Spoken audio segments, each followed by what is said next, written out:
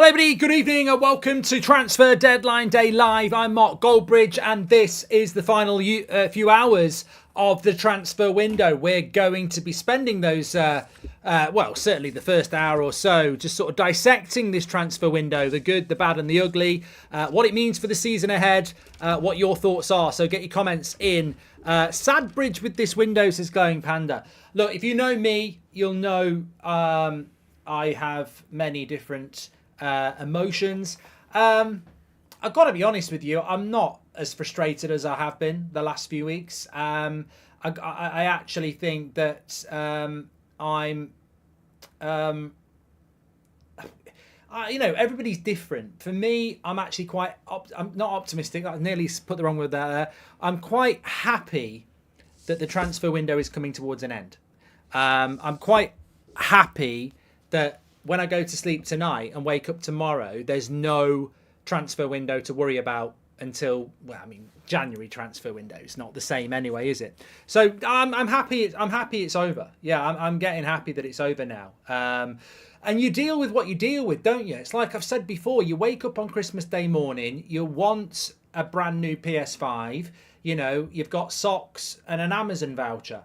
Well, nothing's going to change that. There's a little bit of disappointment, of course, but nothing's going to change that. And put your socks on, spend your Amazon voucher, and get on with Christmas. And I think that's how I feel about it now. It's like, it's not, I don't think it is good. But in some ways, I think that, you know, moaning about it is somewhat, what does it do? It's a therapy session, isn't it? It provides us with therapy. It provides us with... and you need that. You need that ability to vent, and you need that ability to discuss, and that's what we've provided over the years. But in relation to change at Manchester United, the Glazers are still here. You know, Richard Arnold is still talking crap every time we make a signing, and so is John Murtagh, and they're still here. And in some ways, I'm not comfortable with that, but I know that, and I know that anybody who buys this football club will get rid of those people because they're crap. So we are where we were back in November. We just have to hope that there is a sale of this football club. And I believe there will be. And I might be in the minority here.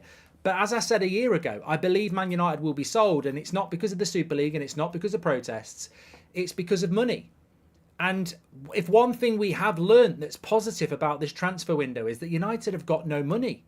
And that's a very negative thing when you want this season to be successful. And it is. And it's frustrating. But now that the window's closing, I was thinking about this when I was watching Gus Boyett talking with Faz and Beth there. There's one thing that we can take from positive from this transfer window, and there's not a lot. It's that the window's closed. So we can't buy anybody anyway after tonight. But what have we learned from this transfer window? That it was a bad one? Yeah. Have United got money? No. Man United can't even afford to buy Amrabat. They've had to do it on a loan deal. They couldn't even afford to get Cucurella for a full season. They've had to go for Reguilon on half a season. So we're broke. We've got no money. And yet the stadium still needs building or rebuilding. So the same reason I said that the Glazers will go a year ago is the same reason I'll say they'll go now. We haven't got any money and there's no prospect of money coming in. Many people think we'll struggle this season and we might not get Champions League football. Well, that's less money. They're in a very precarious position financially, the Glazers. And that's all they care about. They don't care about protests. They don't care about sit-ins. They don't care about Glazers out on Twitter. That's never got rid of them. But what they will care about is that club is financially screwed. And they need money to come in or they need to sell it. And you can moan about Johnny Evans, you can moan about Scott McTominay, you can moan about Harry Maguire, you can moan about everybody, and we'll talk about that now. But there is a positive. They haven't got any money. And they're not going to find any money. And they're not going to put any money in. And they're not going to earn any money. So they've got to get money from somewhere. So look, the sale is still going to be the thing that gives us a chance to be relevant in the future. How long it takes, I don't know. Hi, it's Rayan's birthday today, says Hamza. Happy birthday to Rayan. We've got Jack from New York. Where do you see us finishing this season? We're going to talk about that in a bit, Jack. I'm going to get interactive with the polls. Big shout out to the entire team of United Stan. It's relentless to get us quality content. Super thank you, says Mojo. Well, you are a legend of the chat, Mojo, so thank you very much for that. Thanks for the shows throughout the horrific transfer window. Praying for a Qatar United deadline day transfer sale after the transfer window, says Sam. Thanks for all your support. You've been fantastic. Why is Giroud on the thumbnail, says Soon? I think I don't do the thumbnails. I don't do the tweets. So I don't really know. But yeah, I don't know why Giroud's on there. Maybe there was an opportunity to bring another striker in. I don't know. I don't know what that's all about.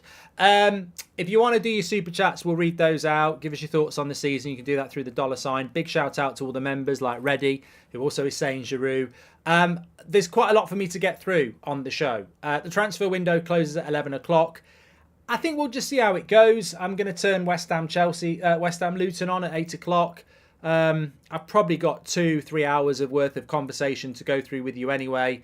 We'll see where we are at 10 o'clock. And if there's no prospect of anything happening, I might just shut it down a little bit early. But, you know, we're going to be live for the next few hours. We'll see what happens.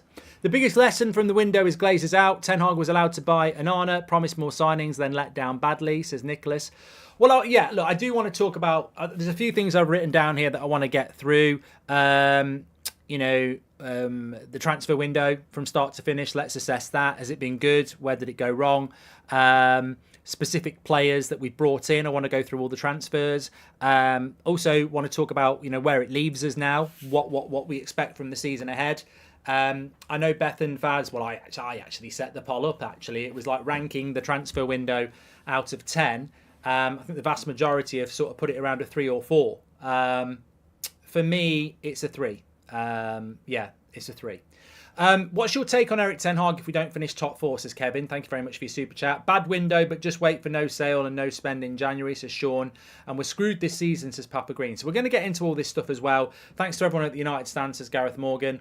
Honestly, I think if Ten Hag gets top 4, it'll be a miracle again where we are at the moment. And that's one thing I do want to do as well. I want to, and maybe we'll do that first, I want to compare us to every other team around us as well and sort of discuss where we are. Amrabat hasn't been announced, says Volta. Well, he will be announced. They might do that tonight officially, but obviously we know he's going to sign. Do your Ten Hag impression? I love it, says the Phantom Master. What Ten Hag impression? You want me to talk about Ten Hag? Huh? Talk about whether it's been a good window? Huh?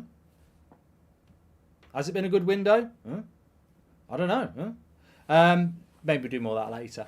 But I think with Amrabat, the one thing I would say about Amrabat is what I said to you over the last few days is we've missed the deadline to register him for the Arsenal game anyway, but he's literally not had a pre-season. Like, he's had no pre-season. Huh? He's been training on his own, right? He's just, and this is United's fault, really. He's not. Basically, United are hoping that when he goes on international duty with Morocco, that'll be a mini pre-season that he can come back and be ready for Brighton.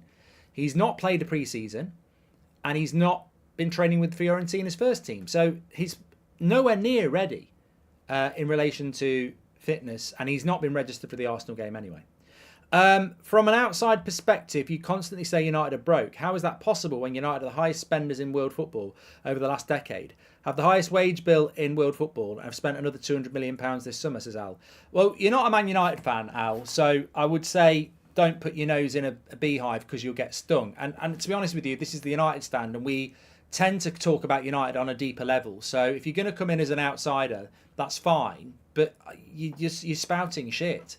What are you talking about? £200 million? We haven't spent £200 million at all. And we haven't got loads of money, which is why we've done a loan deal for Amrabat. We are broke in relation to transfers. That's why we couldn't get Cucurella. That's why we took ages on Amrabat. We have spent 160 million quid, but that was all the money gone. We haven't got loads of money. That's the situation. What? What? Well, what do you want me to do? Can't do anything at the moment. You can get your iPad and you can sit in here if you want. I don't quite know how much we're Well, I don't quite know how much it's got charging on it either because it's there. So shout out to everyone at United Stand for the hours put in today and the support from everyone at home. Unlike the Glazers, I love my club, says Jay. Thank you very much. And also, what a shambles of a window. Let's hope we get Qatar next summer. Thanks, Mark and the team, for keeping us entertained. Well, thank you very much for that. But look, it frustrates me a little bit when you get rival fans. I put a tweet out the other day and I said, if Manchester United get top 4 this season, it will be miraculous. And then you'll get an outsider who just doesn't like United, someone who's really bitter, going, oh, they should at least be in a title race based on the money they've spent in the last 2 years. And I'm like, you've got no idea about our football club. Shut up and jog on. You've got absolutely no concept of what's going on at United, how much money needs to be spent on it. You just get these complete and utter turbo prats who go, they've spent £400 million in the last couple of years. They should be winning the title. Yeah, that's exactly how it works, doesn't it? You know, that's exactly how you topple Man City. You spend £400 million on a shit football team and you win the league. No chance. Understand the sport you're meant to support. Ridiculous. Sheb's checking on Maguire. He's all right. Maguire's not going to get sold. He's happy about that. He ain't going anywhere. So where to start is really the case. I do want to talk about where we're going to be. I suppose we'll start off with what's topical at the moment, actually, because the Mason Greenwood one is probably the one I'm keeping an eye on. It's literally come out from Di Marzio that Lazio will not sign Mason Greenwood. Not enough time to complete the deal. Donny van de Beek hasn't left either. There's a very good point to be made here. And I've made it. And it made me laugh because somebody messaged me this afternoon and said, it's funny how you won't say anything about Donny van de Beek, but you'll say it about Maguire and McTominay, that they're unambitious and they won't leave the club and they're just milking Man United. And I was like, oh, look, you know, maybe I haven't tweeted it, but I've certainly spoken about it on the United Stand. I've thrown Donny van de Beek into the same category as Harry Maguire and Scott McTominay for weeks. He's exactly the same thing. And I like Donny. I really, really do like Donny. But the cold, harsh fact is he won't leave United. He won't leave United. He's on a very good wage and he won't leave United unless it's the right move for him. And it's exactly the same with Donny van de Beek as it is with Harry Maguire and Scott McTominay. They are not part of TenHoog's plans. He wants them to go and they will not leave because they are unambitious. So, and that's where we are with that. So, look, I do throw Donny van de Beek in with Harry Maguire and Scott McTominay. This is not a popularity contest. We can't just sit here and say we like Donny, but we don't like Harry. That's not how it's going to work. They are 3 players that will not leave Manchester United. And that is unambitious. And we don't want players like that at Man United. Eugene says, Mini Goldbridge is cute. I give the window a 4. What club do you think will make the last signing, says Man U? Well, we'll keep an eye on that. United set a budget that suits their pockets and plan deals around that. Other clubs choose their players and plan their budgets, getting creative, says Akash. Mark, you've done an amazing job all the way through this transfer window as always. Look forward to every show. Keep up the good work for the rest of the season, says Nathan. And Sahil says, thank you, Nathan, you're a legend. That's not what Sahil says. Sahil says, only positive of not selling McTominay is that it cancelled the Polina transfer to Bayern, which we played twice in the Champions League. It's pathetic that M&M are still here. Amrabat has trained with Fiorentina up to 5 weeks ago. He was in their squad on the 19th of August versus Genoa, says Casper. He's not match fit, mate. He's not playing against Arsenal anyway, so irrelevant. He's not playing against Arsenal because he's not been registered in time, but he wouldn't be playing anyway. He's not match fit. TenHoog wouldn't have used him anyway. The first time we'll see Amrabat is Brighton after the international break. We're talking topical here. So Mason Greenwood, lots to get into, but Mason Greenwood, still a Man United player. Now, somebody said to me today, I don't trust this football club. And I said to them, well, there's plenty of people who feel like that. And they said to me, I personally think Man United are going to say they couldn't get rid of Mason Greenwood, so they'll keep him. And that was their plan all along. I said, well, I don't think so. Because the reason, even in Europe, and this is from a very strong source, even in Europe, they can't get rid of him. Like, every club that looks like they want Mason Greenwood gets a barrage of bad social media from their fans. So this is travelling out of the UK. Like, even European clubs are getting, shit from their own fans for being linked to Greenwood. So, yeah, I think United are struggling to get rid of him. I mean, there was talk of a free transfer. This is not a loan. This is a free transfer to Lazio or Galatasaray or wherever else they're looking to move him on to. This is a free deal. And still those clubs can't really get those deals through. So, yeah, I do think United are trying to offload Mason Greenwood. That's not fair, Mark. United ruined Donny's career. He should do what's best for him, or they should pay him off. Ollie ruined Donny and United allowed it. Milverton, but that's not fair. What you're doing there is just hypocritical and biased, because you're saying it's not fair on Donny. Well, it's not fair on McTominay and Maguire then. I don't see any difference between Donny van der Beek and Harry Maguire. I really don't. Unambitious players who should be looking to play football elsewhere, who have decided to sit on their big arse at United and earn a wage and not be a footballer. I throw them all into the same, I'm sorry. Yes, we bought players, but look at what Chelsea, Arsenal and Man City have done during this period, says Nicholas. No top club wants Mason Greenwood. It now looks like he'll be going to the football hotbed of Albania, which is a lesson to all youth footballers, says Majak. And evening, Mark. Glad to see we're getting Amrabat. Is the loan fee subtracted from the purchase price if activated, says Reese.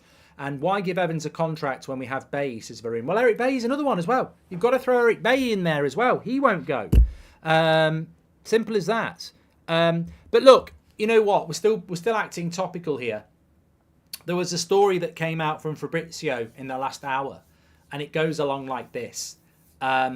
Effectively, Fulham inquired about Scott McTominay about an hour ago, and they couldn't agree terms because Scott McTominay didn't want to do the deal. Man United did. Scott McTominay didn't. And this is the same with Maguire, and it's the same problem we're having with Donny. These players have been told by TenHoog, I don't want you, and they won't go. And unfortunately, I remember having this chat back in April about players that will go in the summer. And I said, there are certain players in that United dressing room that will knock on the door of TenHoog and say, I need to play first team football. I've got to go because you're not going to give it me. And there are certain players that won't knock on that door. And unfortunately, the players that we knew wouldn't knock on the door and ask to go haven't knocked on the door, have been told to go and have resisted it. And at the moment, there's 4 of them.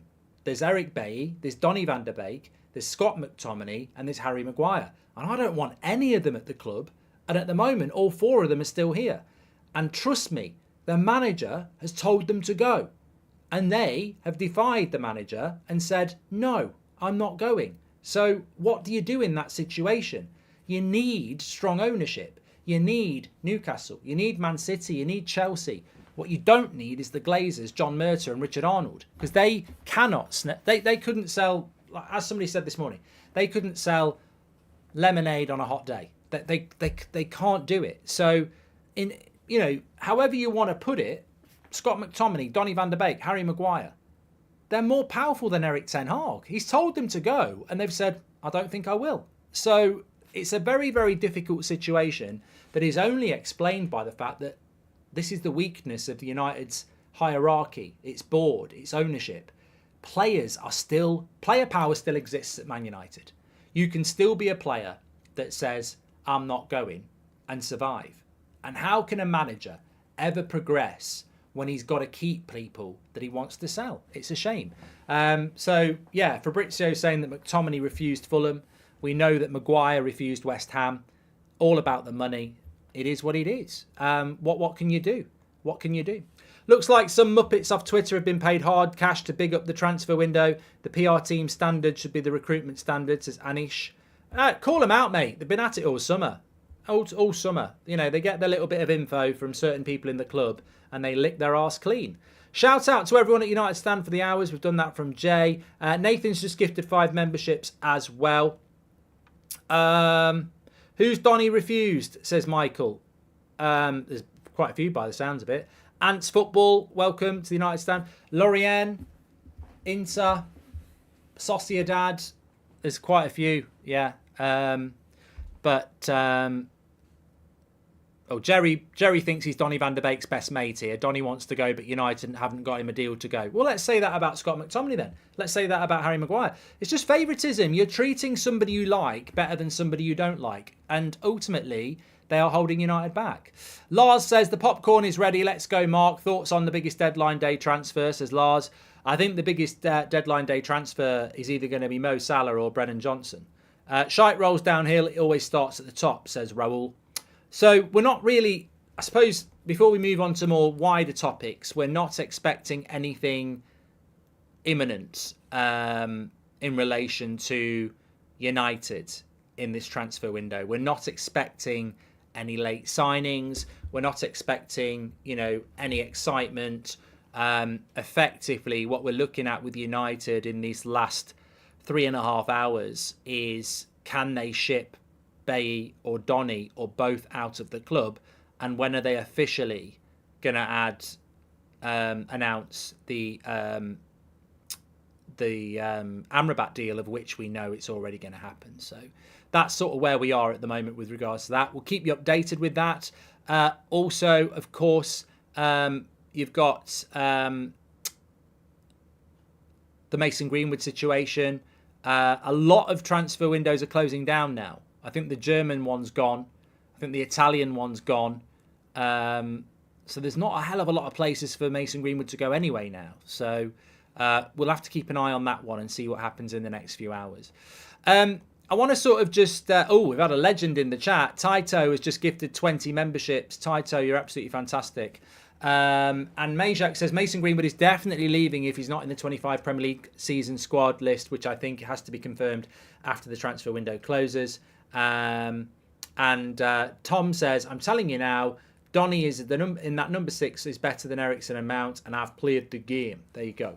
I want to just spend a few minutes just talking about the transfer window. We're going to talk about where we think United are going to end up this season, and I'm going to run a poll on that. I'm not going to do a poll on the transfer window in general, because I know Beth and Faz did that, and the general consensus was about 4 out of 10 for United. Just got here, been a busy one. What have I missed? Says it's just Donny. I think some people, actually, it's a different show. We will do it. We will do this. I will do this because I like to be interactive with the audience I have. So mark the United transfer window out of 10. And we'll go 1 to 3. We'll go 4 to 5. We will go 6 to 7. And then we will go 8 and above. So you've got 4 options there to get your polling on. There's a few people... Look, you know how social media works. It's hipster to be a little bit different, isn't it? And some people just don't want to go with the obvious answer. They want to be a little bit different. I've seen a few people on social media starting to say people are moaning too much. It's been quite a good balanced transfer window. And, I don't instantly always react to something. Catch me on a match reaction, and I will. But I feel that, look, the Man United transfer window is this, when we look at it. You've got Onana and a backup goalkeeper. Onana and a backup goalkeeper. Johnny Evans, Amrabat. Sorry, no, I've got that wrong. You've got Onana and a backup goalkeeper, Reguilon on loan, Johnny Evans on a 1-year deal, Amrabat, Mount and Højlund. So we've signed 7 players. Do I think that's as good as it should be for Manchester United? No. So my first stance on it is that even if you think that group of players isn't bad, there's something very, very important. João Felix to Barcelona, here we go, says Will. That was always going to happen the moment I saw Fabrizio Romano pinned it as his tweet from something he'd said in July. When Fabrizio pins something, you know it's about to happen. But on our transfer window, I think it's fair to say this. It's going to be a season of pain till the Glazers sell and the MCs leave, says Christopher. I think based on the players that we've brought in, that automatically makes it not a great transfer window. So I like Onana. The reserve goalkeeper I don't know anything about, but look, I'll trust TenHoog on that. Reguilon is an absolute disgrace, just how we've done the deal. I mean, I heard John Murtagh put a statement out when Reguilon was announced saying we moved quickly and effectively to get the player that we wanted. They must really think we're thick, because everybody knows the true story. It was Cucurella and we couldn't afford it, and we couldn't send him back in January. So that's just a load of nonsense. Reguilon's a waste of time. Johnny Evans back on a year is a waste of time. I like Johnny Evans, but that's a charity. That's a charity buy. He got relegated at 35 with Leicester and he's passed it. And he's now in a Man United shirt. I just don't get that. And the only thing that makes the Johnny Evans thing palatable is that we all like Johnny Evans. But come on, if he wasn't an ex-Man United player, people would be going mad. He's just if he was just a Leicester player that had been relegated in 35, people would go mad. The only reason people like it is because Johnny's back. Johnny Evans is back. And look, even I fall into that trap. But it's completely and utter emotional blackmail. If he hadn't played for us 10 years ago, what's the positive? It's a terrible bit of business. Amrabat I like, very late. Mason Mount, I'm still confused about. A lot of money for a player in a position that I don't think was a priority. We're yet to see what that's all about, but I'll trust TenHoog. And then Rasmus Højlund, I think, is a fantastic signing, but he's only 20 years of age. Martial's injury prone. That's our strike force. So, look, even if we bought all those players by the start of July, I don't think that people would have sat there and gone, that's a really good window. So why would you sit there on August the 31st and say it's a good window? There's an argument to say that one of the big factors in this transfer window not being well received is the timing of it. It's been an utter failure. The Glazers are still here, says CJ. I think the window needs to be ranked on how close to our ambitions we are, so take into account other teams, and we are further away than last season. Great point, Rory. Great point, actually.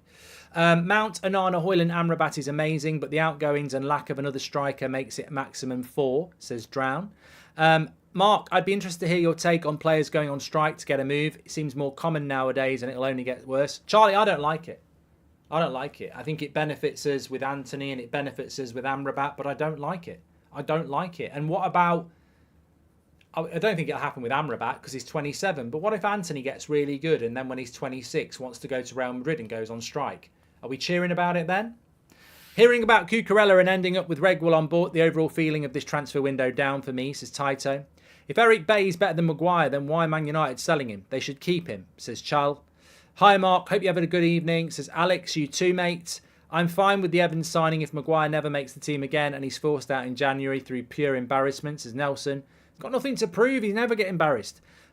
Dune says, I apologise for my ignorance, but even if Qatar were in poor power, could they realistically force McTominay and Maguire out if they are hell-bent on staying? Yes, they could. Because we wouldn't be in debt and we wouldn't be bothered about, what money we get for them and what we pay them off. Maguire would have gone to West Ham. He just wanted us to pay him off $5 million and we wouldn't do it. We made a whole circus of the Mason Greenwood situation. No wonder no one wants him anymore. We should have loaned him quietly and leave it like that. Why spotlight it, says Mario Franco. So, just going back, only exciting thing about this window is Onana, says Bailey. Just going back to the transfer window, if we'd brought all these players in before pre-season, would it make you knock your score up? Because for me, it's a 3 out of 10, this transfer window. It's very below par. But if we'd brought every player that we've got now, Amrabat, Evans, Reguilon, if they'd all come in before we flew out to America, would it be a better window? Yes, it would be a better window. The frustration with Amrabat is that we didn't get him in when we needed to. Of course, it would be a better window if we brought them all in. But I'd only push it up to a 5 or a 6. I don't think the balance of this transfer window is good. And in some ways, it's unfair to judge TenHoog's transfer window on the fact that he's got an incompetent director of football and an incompetent CEO. And that has brought a lot of frustration and made people lower the transfer window. And I would put it as a 3 just because the way we've conducted the window. But I was thinking about this and I wanted to bring it into the show.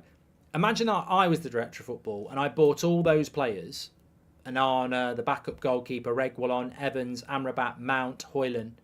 I brought all those players in by July the 1st. Does that make it a good window? And I don't believe it does. I think it knocks it up to a 5 or 6. And please, if you're Onana or Mount or Amrabat or Højlund, don't think that United fans think you're bad signings. We're talking about a collective transfer window here. We're talking about, progression from last season compared to other teams. It's not that we think some of these players are bad. I actually think some of them are brilliant signings, but it's the overall ambition of the club and how they've gone about it. So, look, it would be a slightly better window if we'd brought these players in quicker, but I still don't think it's the right transfer window, and I certainly don't believe it's the transfer window that Ten Hag wanted. Hi Mark, are these players suitable for the way Onana plays? I think Amrabat can, but not sure about the lone left back and Mount, and doubt Evans can, says Leo J. Could Ten Hag play Casemiro in sweeper position with Amrabat and Mount in the middle, says Raphael. Partey, I'm going to be controversial. Last season, Dembele and Frankie were told to leave by Barca and their fans to leave, yet we all sat here and said, says Damo. Part B, we said it's their right to stay as they're under contract. It's the same with ours. They're under contract. It's the Glazers' legacy for you, says Damo. Interesting. Somebody just said there, well, if you got all those players in early and they're the players that Ten Hag wants, why would you only give it a 5 or 6 if you back the manager? Great point. But I know, and you know, that set of players is not what Ten Hag wanted. Ten Hag didn't want Reguilon. He didn't want Johnny Evans. I don't think he even wanted Amrabat, if I'm being honest. Ten Hag wanted a centre-back. And he didn't fucking want Johnny Evans. He wanted Kim Min-jae, Disasi, or Todibo. And he's ended up with Johnny Evans.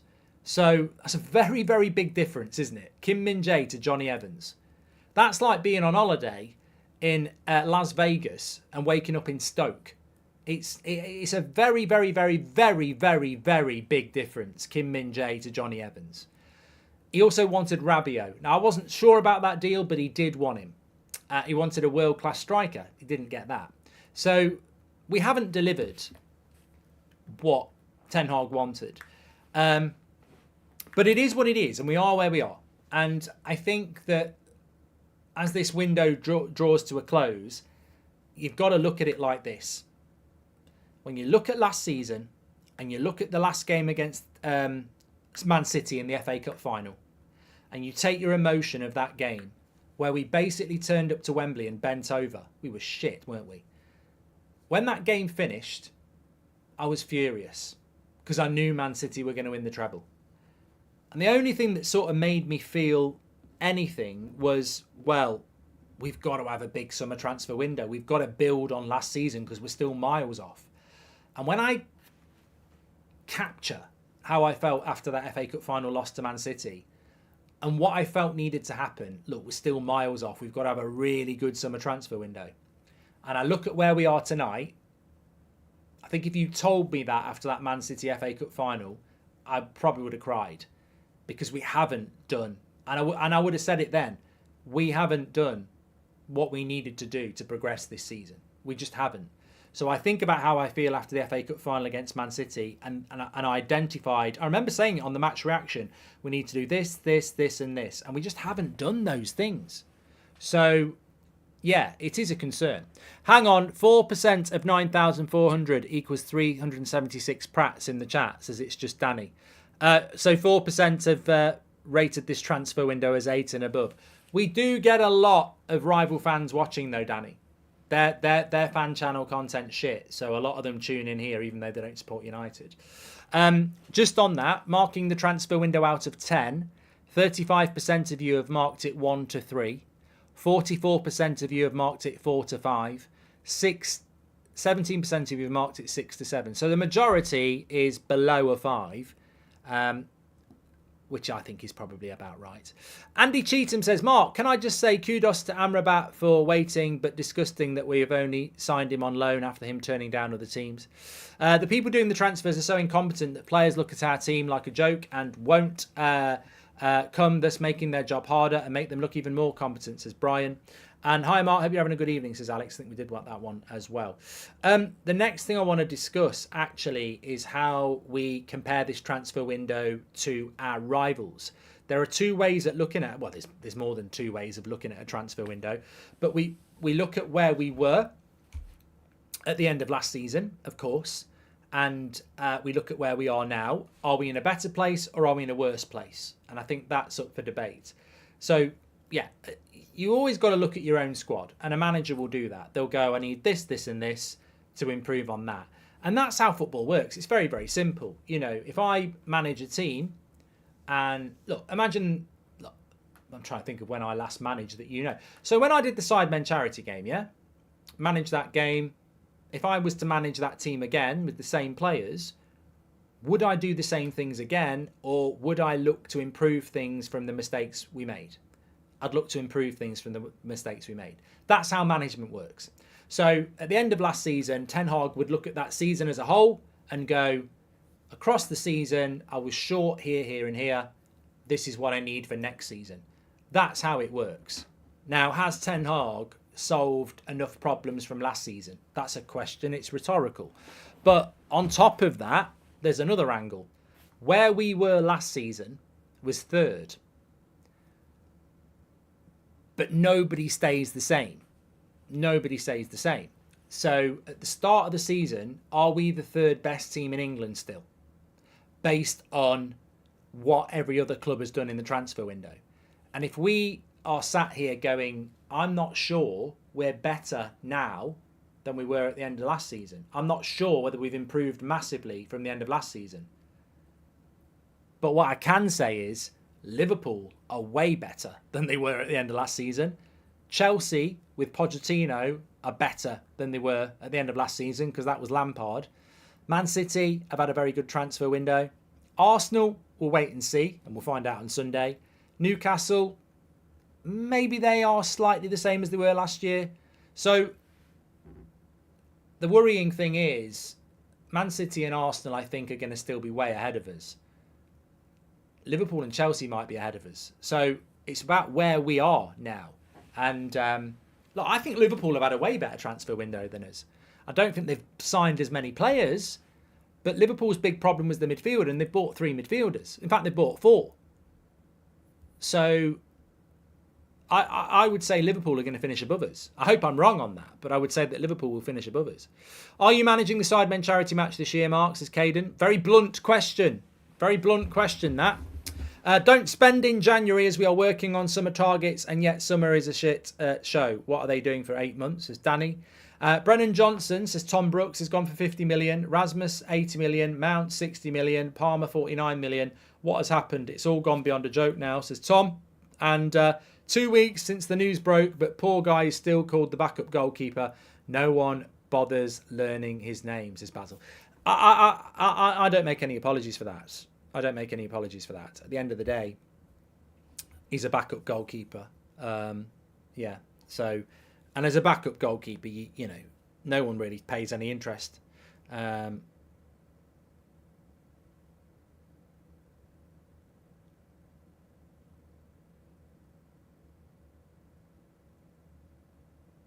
Okay.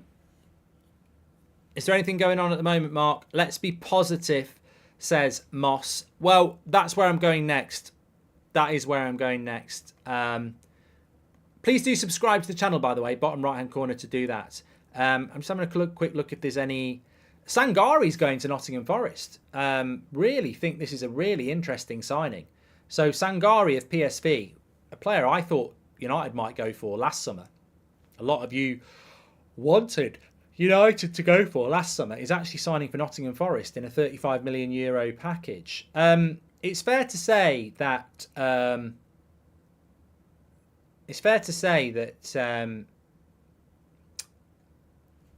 there are clubs lower than us that seem to have more cash than us to spend. But doesn't seem to be anything happening around United at the moment. I'm certainly expecting United are busy at that. I tell you what I will say. Welcome to Manchester United and Rabat. But if we do not ship Donny van der Beek or Eric Bailly off, that is it's bad enough that McTominay and Maguire are staying, but if we keep Donny and Bailly, I'll be absolutely stunned. Yeah. I really, really will. Yeah.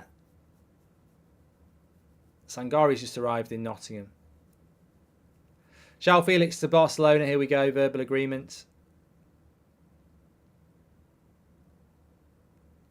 Yeah. Well, João Felix wanted to go to Barcelona, so there's not a lot we can do about that. Mark, do you think with injuries in squad, can we compete on all fronts? I'm going to talk about that now, Akash. I hope the reason the Glazers haven't spent much in the transfer window is because they know they're selling, so it would be pointless for them, says Daniel. And we are worse off. Defence and keeper finding each other out. Midfield still imbalanced and front line blunt until we see what Rasmus can bring, says Ray. And if another big European team came in last week with a 120 million offer for Rashford last week, would you have let him go, says Connor? No. Sorry for my ignorance, but can Amrabat play on Sunday, says Kevin? No. And if we get top 3 again, TenHoog is a genius. Everyone around us has strengthened and we didn't get our first choice targets. So says Football or Soccer. Okay, let's do another poll. I'm trying to think how to phase this. What is United's realistic season? We'll call it that. Top 4. We'll go with 5th,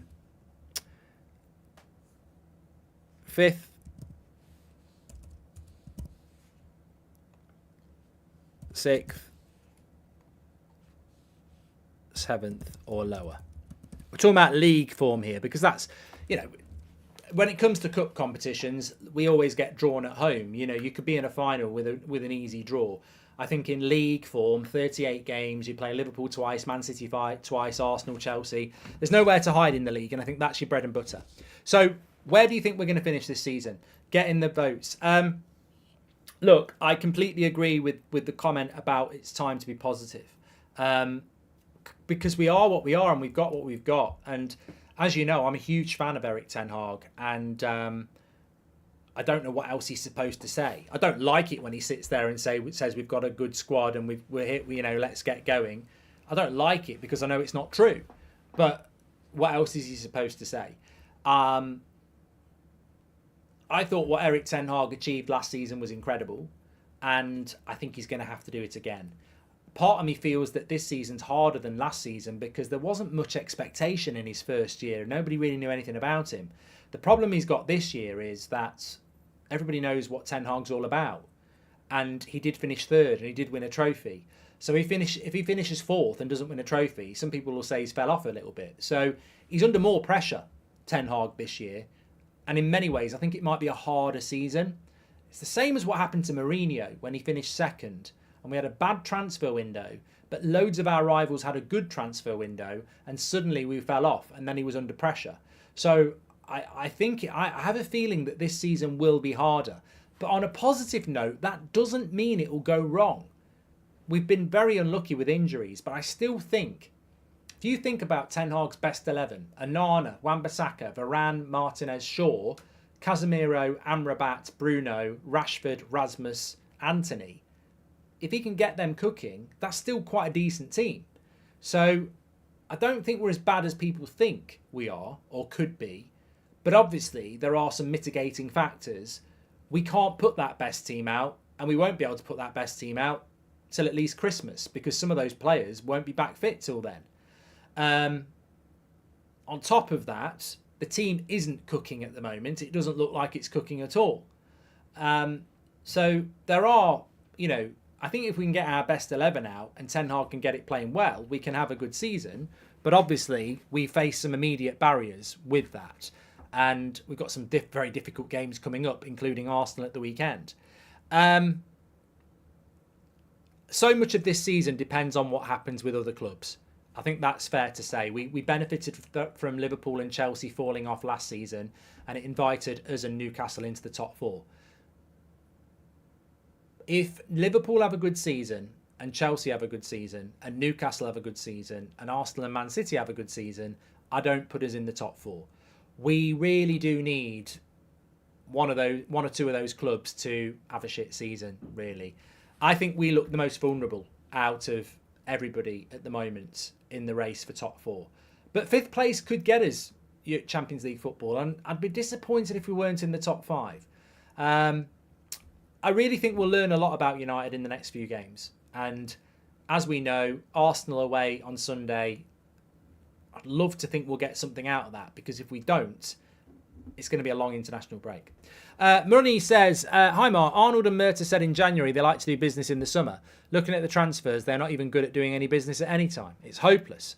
And reserve keeper is our first ever Turkish player.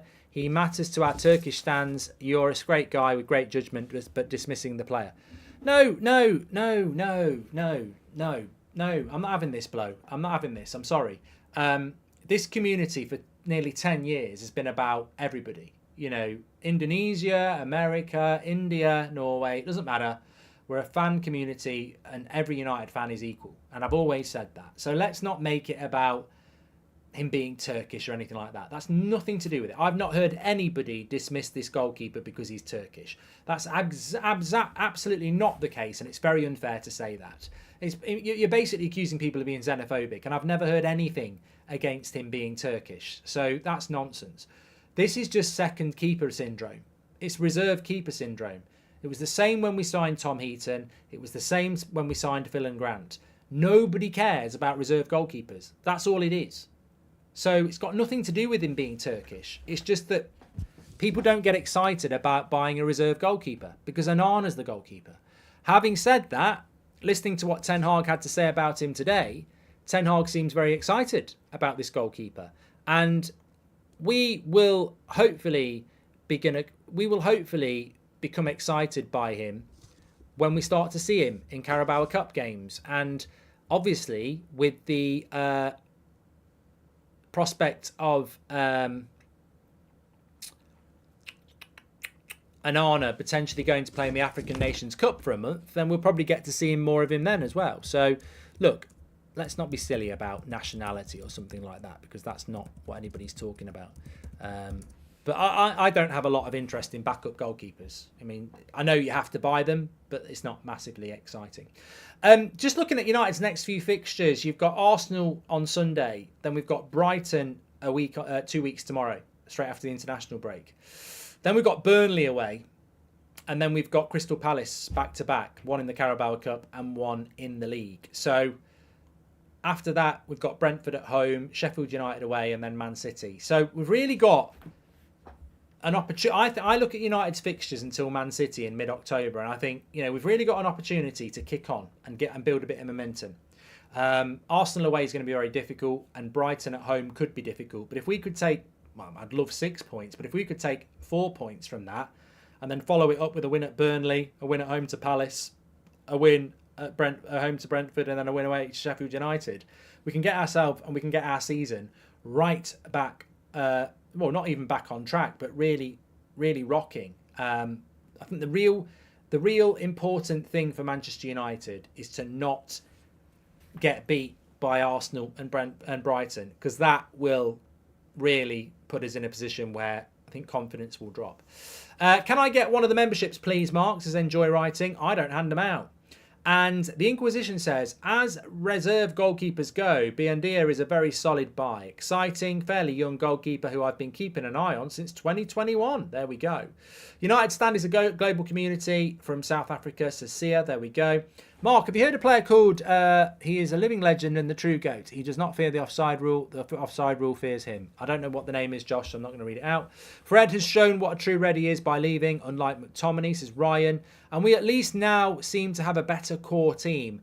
17 players, says Mojo. Onana, Wan-Bissaka, Dalot, Varane, Martinez, Shaw, Lindelof, Bruno, Mount, Casemiro, Amrabat, Ericsson, Garnacho, Rashford, Anthony, Sancho and Rasmus. Last season, the bench was the drop off the cliff. I think you're right, Mojo. I think if we can get everybody back fit, then yes, the squad does look better, and you do learn a lot about the bench. Look, I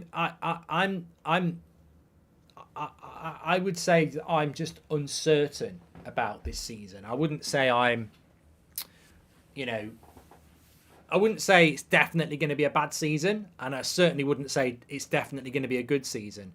I'm uncertain about what this season's going to bring. I think it's a bit like a scales at the moment, isn't it? There's every reason to believe that, there might be a few issues, but on the other hand, you look at TenHoog and think, well, he's a fantastic manager. And then you look at people like Marcus Rashford and Bruno Fernandes and Casemiro and Martinez, and you go, well, these are good players. And then you look at someone like Rasmus, who could just come in and, I think what we're going to get with Rasmus is this just, untamed energy and passion, and that can be absolutely huge. So look, I think the best way of putting it is, we can have a good season despite the ownership and the recruitment.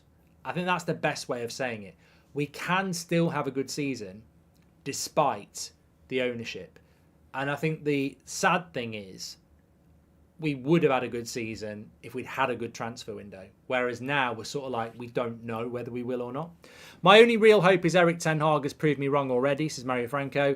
Eero, welcome to the Members Club. Thank you very much.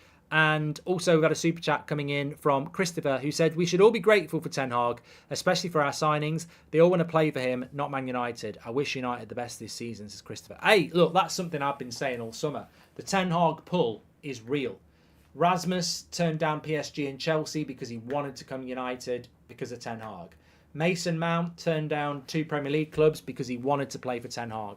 Onana turned down Chelsea because he wanted to play for Ten Hag. And Amrabat turned down Forest and Fulham because he wanted... That sounds bad. That don't sound as good, does it? But he still waited because of Ten Hag. So the 4... Look, I don't really... The backup goalkeeper's the backup goalkeeper.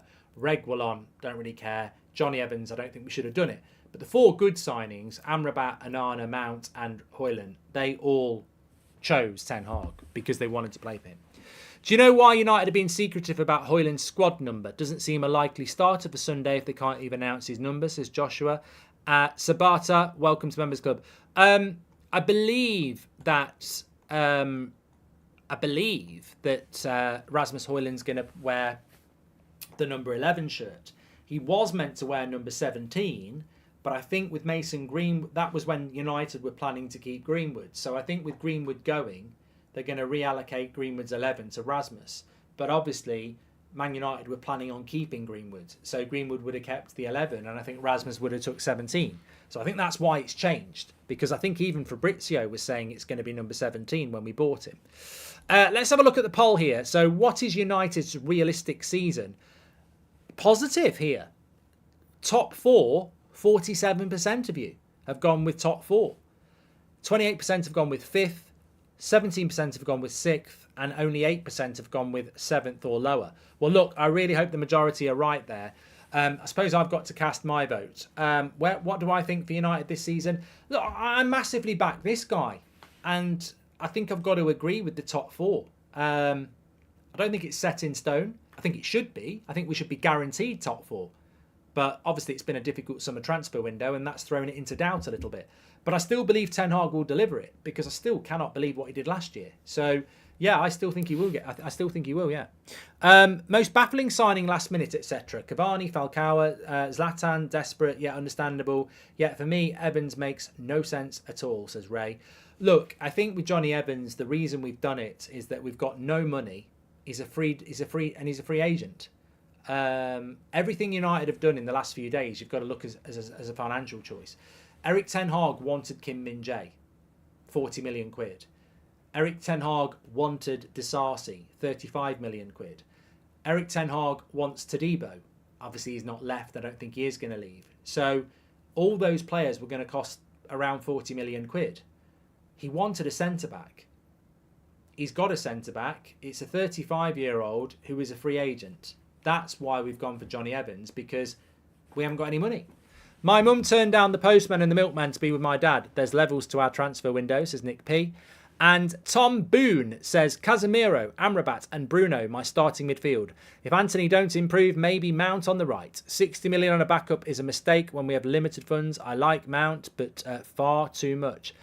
Yeah, look, as you look at the season ahead, for first job for Mason Mount is to get fit, but it's a weird one for me with Mason Mount because I can't really think of a transfer that's instantly riled the fans as much as this one. And he's a really likeable player. I think he's a good player, but it's just not a signing. I've never really known a player that gets bought that the fans sort of instantly aren't really happy with.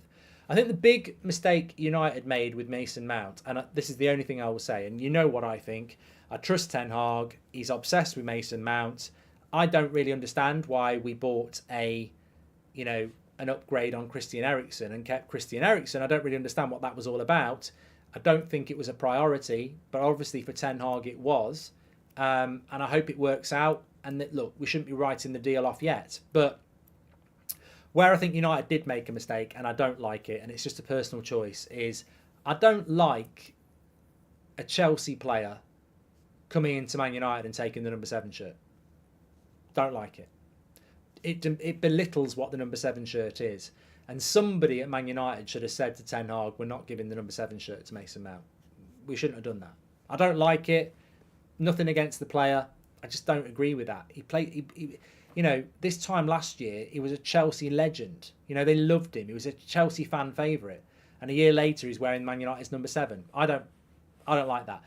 But people will call me an old twat, and that's fine. They'll go, oh, it's not that deep, Mark. And that's fine. But for me, it is that deep. I don't agree with Mason Mount coming into this club and getting the number 7 shirt. I wouldn't agree with Amrabat coming in and getting the number 7 shirt. And I wouldn't agree with any signing really coming in and getting the number 7 shirt. But I didn't like that.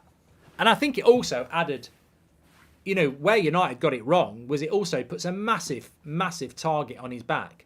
When you give the number 7 shirt to a United player, you're putting a lot of pressure on them as well. Opinion on Brennan Johnson to Spurs, says Ava. Look, I'm not really fussed, really. I don't think he's that good. I think I'm a bit confused as to why Spurs have done that deal. I don't know. I'm not saying he's a bad player, but he's not a player I'd look at and go, oh, we should have done that. And I don't think Man City will look at that, or Arsenal or Liverpool and go, shit, we should have done that. It's obviously a player that Spurs like. Fair play if it works out, but it's not a deal I look at and go, ooh, I wish we'd done that. TenHoog has dragged us through the mud. He's the man. Man United are going from United to limited because of our board. We're sick of it. Glazers out now, says Al. We could have signed Amrabat and Gravenberch for the same amount that we paid for Mount. 2 players which would have been so much better for our squad, says Raj. Well, look, I think on Mason Mount, obviously there's a lot of people that don't like the deal. There's a lot of people like me that are just like going, it's early days, let's wait and see. I mean, he's not actually fit at the moment, is he? Mark, what Premier League team surprised you the most in the transfer window? Newcastle, lack of signings, says Ero. Well, but you can say that, but I also think that the signing of Tonali is fantastic. I mean, I'd love Manchester United to have signed Tonali. I think Newcastle might have a difficult season this season, but I still think they'd beat us. If we were playing them at St James's Park on Sunday, I think they'd beat us. So there are levels to this. I think Man United and Newcastle at the moment, you'd probably look at them and go, top 4 might be a struggle for them at the moment. Who do I think's had the best transfer window? Either Man City or Liverpool for me. Chelsea have done some very interesting business, and I would really applaud them on selling £300 million worth of players. But I still think they're a bit haphazard in what they do. Aston Villa have had a good transfer window as well, Gaurav. Yes, they have. Mawani went to PSG in the end, yeah. He was one player I was actually... Well, I don't know why I was going to stand up then. He was one player I was actually thinking about, Mawani, the other day. Like, surely he's going to go somewhere. Why can't United recruit good free agents at least, says Gog? There ain't that many good free agents around, is there?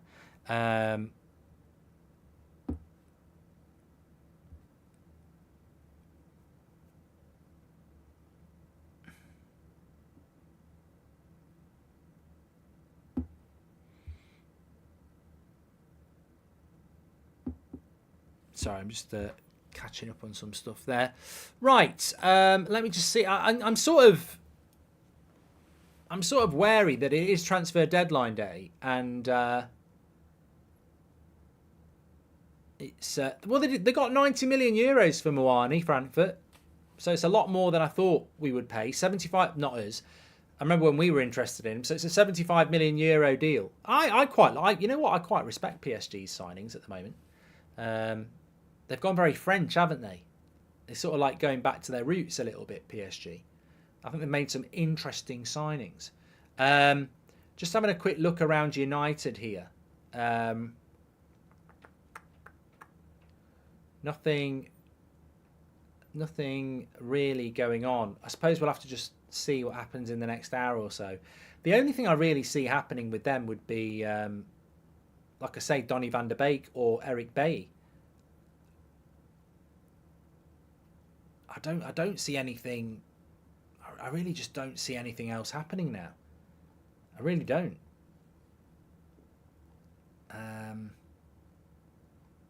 Yeah, there's not really.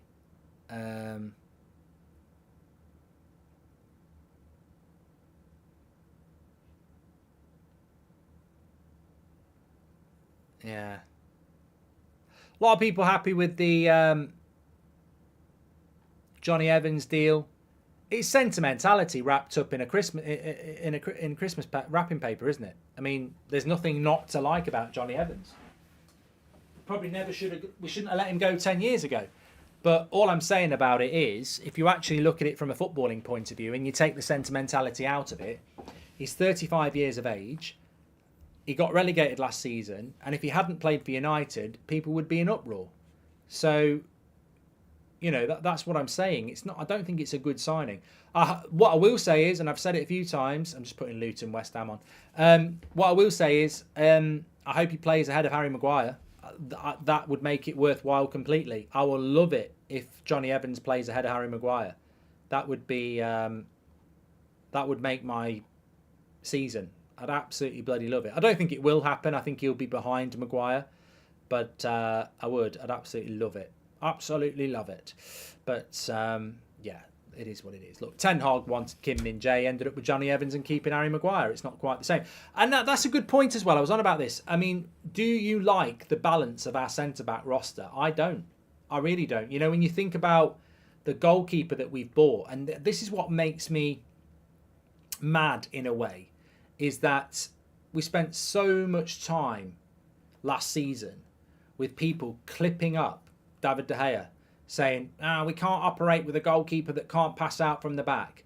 So we go and get a goalkeeper that can pass out from the back, and then our centre-back roster is suspect in relation to actually being able to play out from the back. And what I mean by that is, you've got Martinez, Varane, Lindelof, Maguire, and Johnny Evans, right? Johnny Evans hasn't played in a team that plays out from the back for most of his career. Certainly not at Leicester.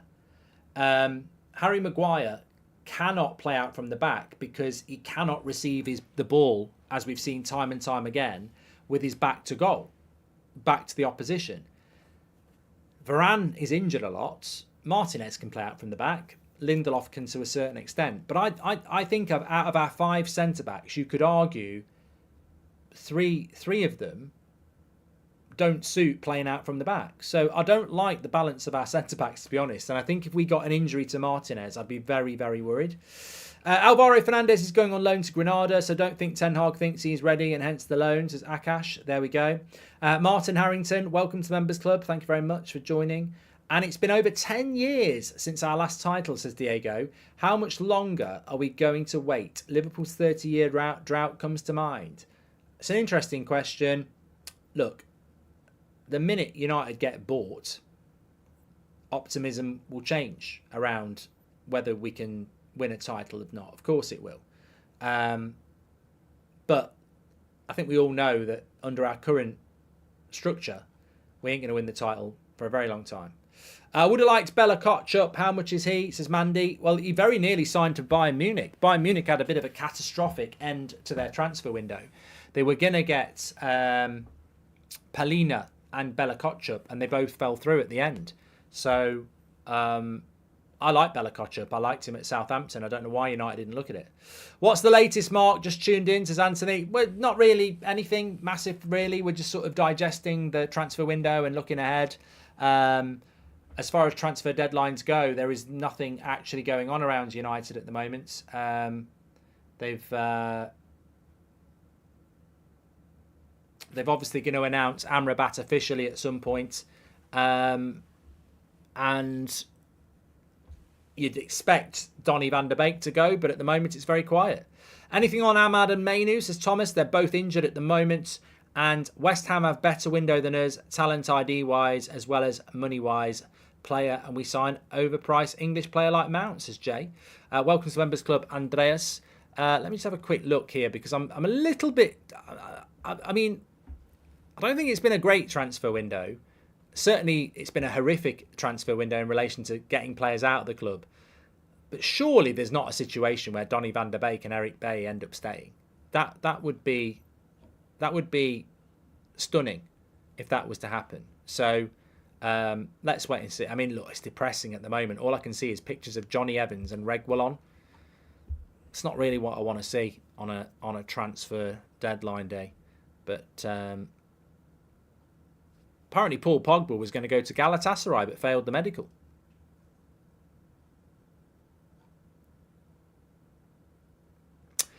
James Ducker in the Telegraph has said this, that Mason Greenwood's proposed move to Lazio did not go through in time before the close of the Italian window.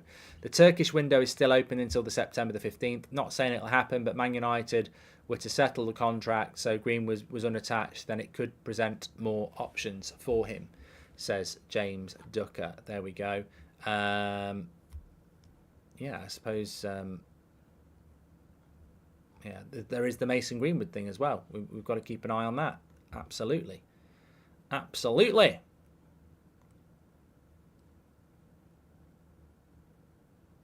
Juan Mata's leaving Galatasaray, so he won't be playing. And TalkSport are also saying that Mason Greenwood could now be an option for Turkey. Which I suppose does make some sense. Welcome to Members Club, Niki. Thank you very much. Andreas as well. Martin Harrington. Why am I seeing Giroud? I think people are looking at the thumbnail about Giroud. Look, that thumbnail was created at lunchtime, and I think it was just, if United were going to buy a striker, where would they go? There's no story on Giroud. Fabrizio on Donny van der Beek and whether he will leave, I'll let you know. He probably will move. But I think the Donny van der Beek thing has to happen, and I think the Eric Bailly thing has to happen. And I think that's what United will be working on in the next couple of hours or so, certainly. Keith says we'll buy Greenwood back one day. We won't, mate. We won't. McTominay says, Louis, the update on Scott McTominay was that Fulham approached him today and he said no. So, again, that would mean that Man United were willing to let him go. But McTominay said no. It's a real shame, isn't it, really, that with Harry Maguire and Scott McTominay, you've got two players that the manager wants to sell and they've got the power to say no. So it's a shame. But what can you do? Do you think the transition in midfield is complete now? Maybe apart from selling McTominay and replacing Eriksen next summer, says Shahin. Look, I think it's an annoyance when players that need to go stay. But what I would hope will happen is that as long as we keep everybody fit, when we're playing games of football, whether it's Brighton, Bayern Munich or whoever, TenHoog's priority midfielders will be Casemiro, Amrabat, Eriksen, Mount and Bruno. And the rotation will be between those five players. And when Mainu comes back, he's number 6. Hopefully, Scott McTominay will get next to no time. I see him coming on for the last 10 minutes. I see him playing Carabao Cup games. And I see him playing if we get injuries. But I don't see him anywhere near the team. And that has to be a positive, of course. The same with Harry Maguire. I think if Lindelof and Martinez and Varane are fit, I don't see Maguire getting much game time. The problem will be if we get injuries that we'll see McTominay and Maguire. And hopefully their stubbornness will bite them in the backside and they'll see that they should have gone. But, who knows? As I said, it's not a great situation to be in if you're Scott McTominay or Harry Maguire, because your whole career at United now is reliant on an injury crisis, isn't it? Not bringing the mood down, but I thought United had released him, so it's odd about loans, says Ray. And Mojo says, with the sale of Fred, Henderson, Tellez and Alanga and a few academy players, our net spend has been at around 120 million, says Mojo. Yeah, which is roughly around what a lot of people said our budget was, if we're being honest, isn't it? So, yeah. But look, I got it wrong. I did say that I thought that I thought we'd spend £200 million, but I really didn't see United not selling Maguire and McTominay, and I think that would have given us another 60 to then go and spend that 60 and push us up beyond 200. But if you can't sell, you can't buy. And one thing we've always said about the about Manchester United is that financial fair play was thrown out as an excuse quite early, and that financial fair play excuse was a myth, but it does exist. And if you look at United, our wage bill is huge. We always had to sell to buy. I'll acknowledge that. We had to sell to buy. And I think that's why United leaked about financial fair play, because they knew they couldn't sell. And therefore, they used financial fair play as the excuse. But as we've seen with Man City and Liverpool and Chelsea, Man City's net spend is about 40 million quid, and yet they've spent over 200. So we just couldn't sell, and that was our problem. With Mount and Amrabat new signings, ideally, what's the best midfield for TenHoog? I want to talk about that. It's a great point, Michael. And Gabrielle has just gifted 5 memberships. Thank you very much, Gabrielle. Make sure you subscribe to the channel, by the way. I've got absolutely no idea what we're doing for subscribers at the moment. 722. We're on the road to 723. We're only about 300 away. So bottom right-hand corner to subscribe. Bottom right-hand corner to do that. Yeah, I do. What was that? What was that previous question there? It was a good one. Bloody forgot. I'm thinking about something else. I was thinking about something else completely. What was that question? Oh, best Man United midfield. Tito's just gifted 20 memberships. I've got something to show you as well. I don't know whether you saw it on.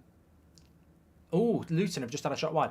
I don't know whether you saw it on TikTok. I had a penalty shootout against Cal the Dragon, and these were the boots I wore. Look at them. Lovely. Nice pair of boots. Red and black. I bought them for the studio, but they're actually a nice pair of boots as well. And check these trainers out I got today. I'm not really into footwear, but I thought, you know what, I quite like these. Look at those.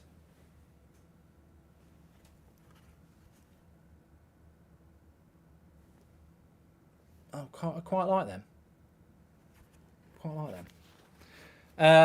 Anyway, that's not what I was going to do.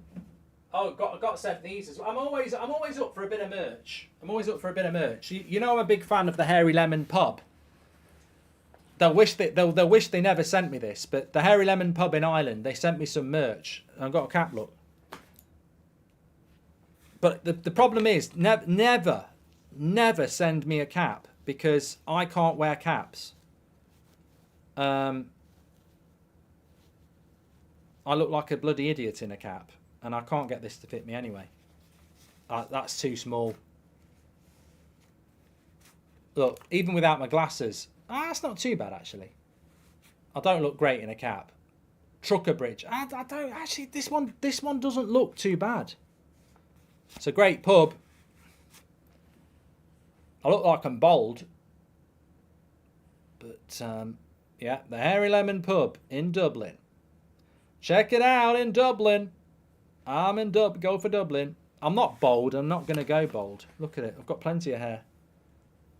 I'm not thinning anywhere. Everybody in their 40s gets a slightly receding hairline, but I'm definitely not going to go bold. Big shout out to Hairy Lemon. I should find a little spot for that. We should find a spot for that on the old shelf so that people can see it.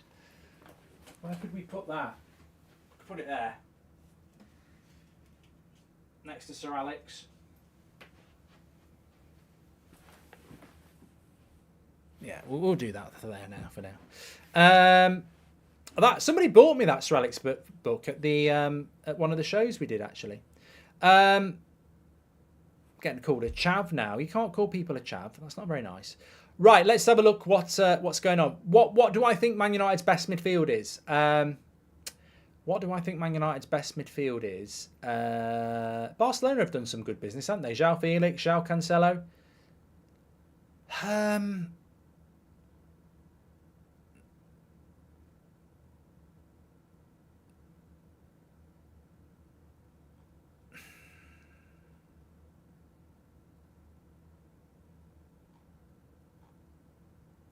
Let's have a look if anything's going on with United at the moment. Right, Man United's midfield. Who do you think is Man United's best midfield three?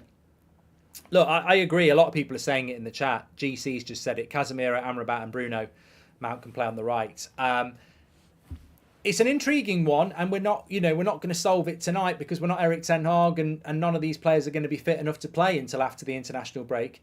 But I think with, for me, the most logical solution is that Casemiro, Amrabat and Bruno is our best midfield three. I look at last season and I look at Anfield away, well obviously Liverpool away, Anfield. I look at the Etihad, I look at the Emirates, I look at St James's Park.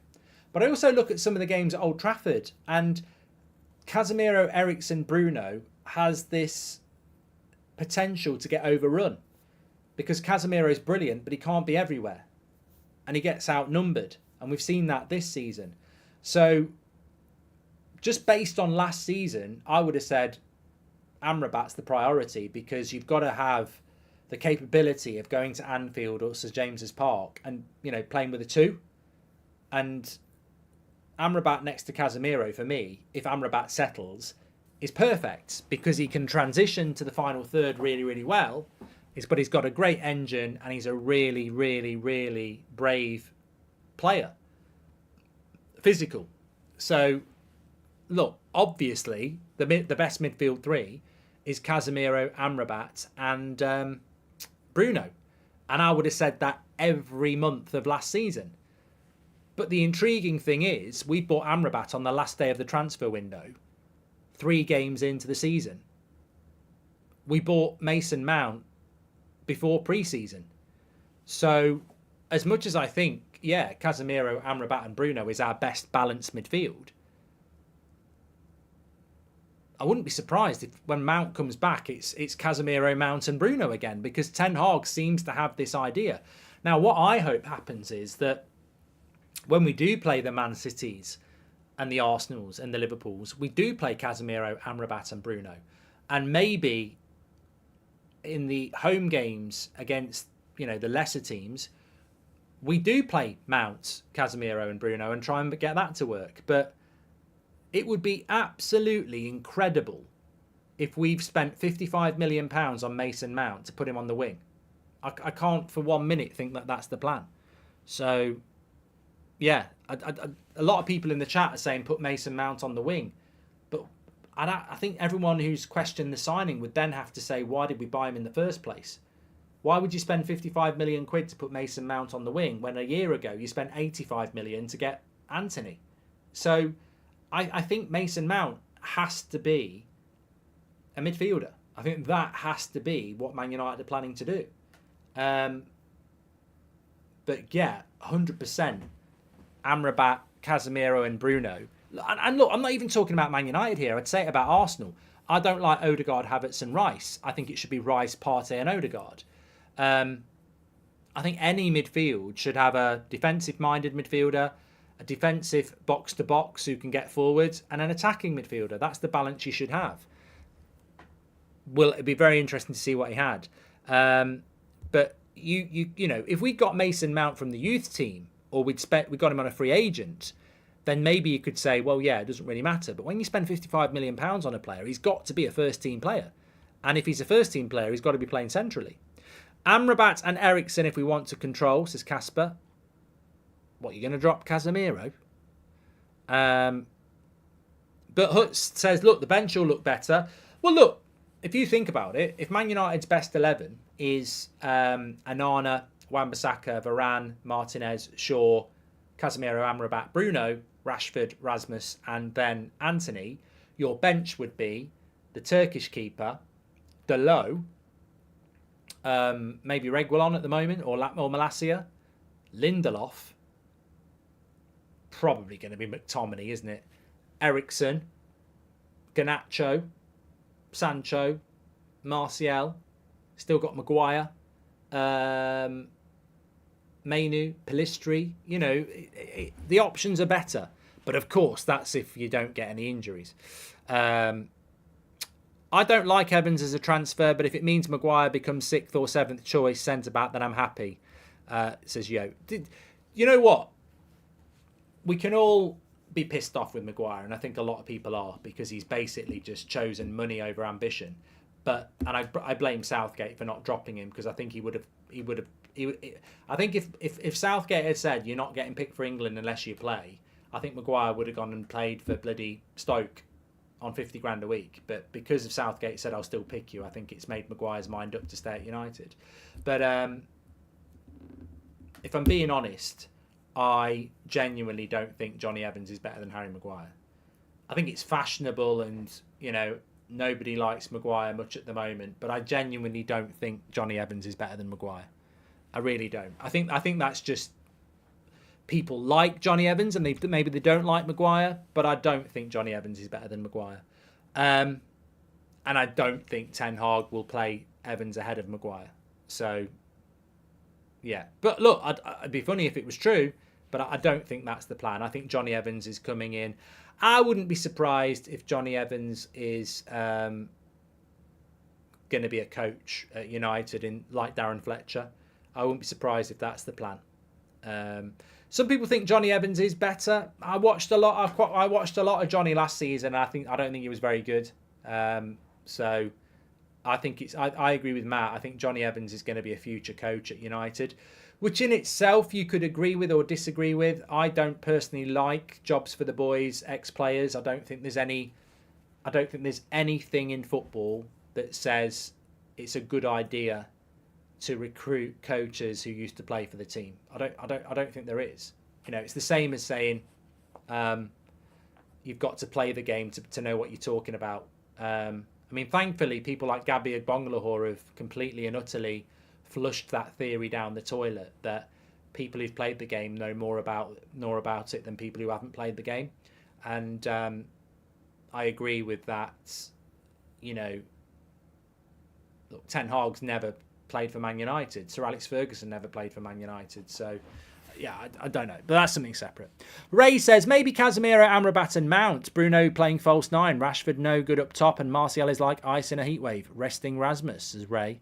And owners can cover 90% of the losses financial fair play. This is the real reason other clubs don't have the issues we do. We are the only club with a minus figure, says Glenny Boy.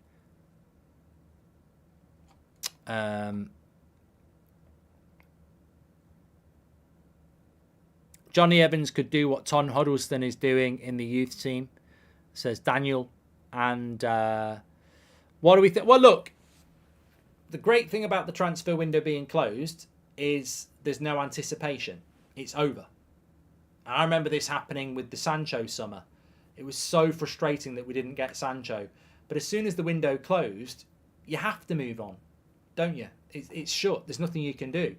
So as much as it's been disappointing in some ways, there's a positive that it's closed, because let's be honest, we're sort of, as United fans, we know what we should be doing, but we also know deep down that we don't have the people to do it. So every transfer window is the same. We go through this 3 or 4 months where we just get increasingly frustrated because we know what we should be doing, and we look at Liverpool and we look at Man City and we look at Arsenal and we go, we should be doing that, we should be doing that. We never do it. We get frustrated, And actually, until we get bought, that's never going to change. So in some ways, it's a happier time when the transfer window's closed, because all that optimism just ends up turning into frustration. And when it's closed, it's closed. And from tomorrow morning, we can't buy anybody. So really, from tomorrow morning, it's going to be thinking about the football, thinking about Arsenal. And obviously, Rasmus will be there.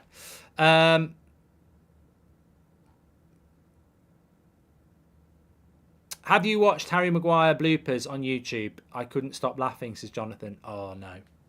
No, come on. Remember at the beginning of the window, we said new backup goalkeeper Kim Min-jae, Rabiot, Mount, Højlund and Ramos, Vlahovic or Osman, says Jack. Well, look, we've sort of been over that a little bit, but thanks, Mark, and all involved for the great content and updates over the transfer window. Typical United transfer window, says Dylan. Thank you very much for your super chat there, Dylan, actually. Really appreciate that. Just having a quick look again here at... what an amazing show it was before me as well. Gus Poyet was on United Stand. Amazing.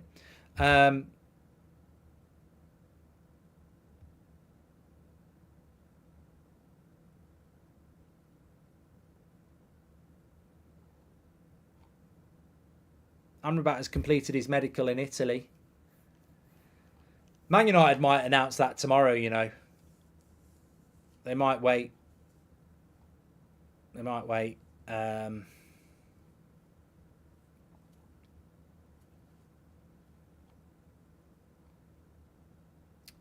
£1 billion.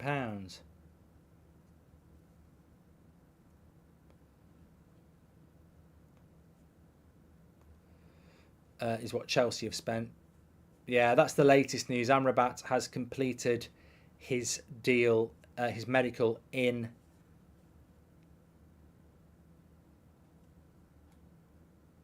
Italy. Oh, get ready for this. Got a few updates coming in here.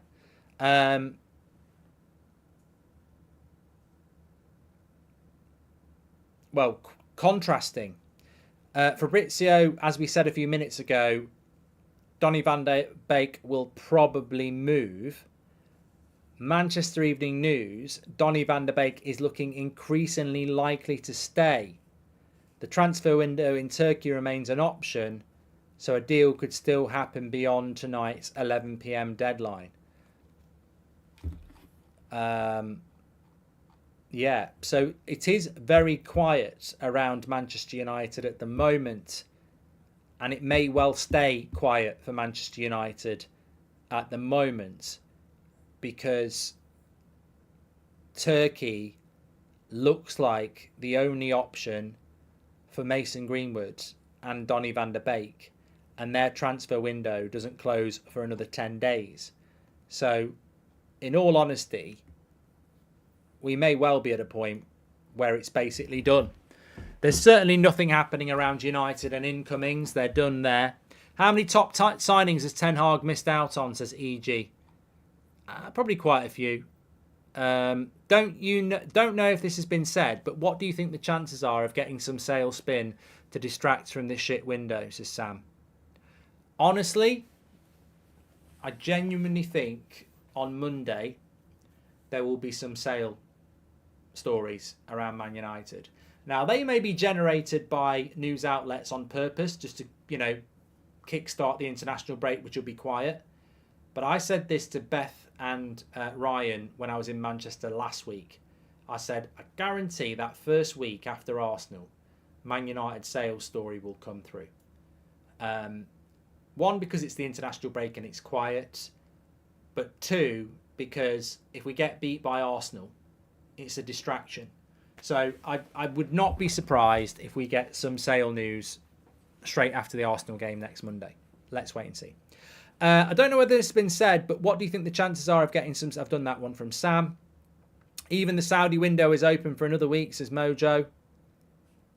Yeah, well, you know what? The Saudi window could be open until Christmas. It doesn't do anything for us because Saudi Arabian clubs are paying 40 million for bloody Jordan Henderson, but no Saudi Arabian club is interested in any of our players. Harry Maguire, Scott McTominay, no chance. No chance. Donny van der Beek, no chance. Why would a Saudi Arabian club not be interested in Donny van der Beek? I don't know. I wonder why you don't rate Reguilon when we almost had him the year he went to Tottenham, says Kate. Oh, I really like this chat, by the way. I like being asked difficult questions. So you can go through my Twitter and see that I spoke positively about Reguilon in 2020. And a few people have said, you're a hypocrite, Mark, because you wanted him before he went to Everton.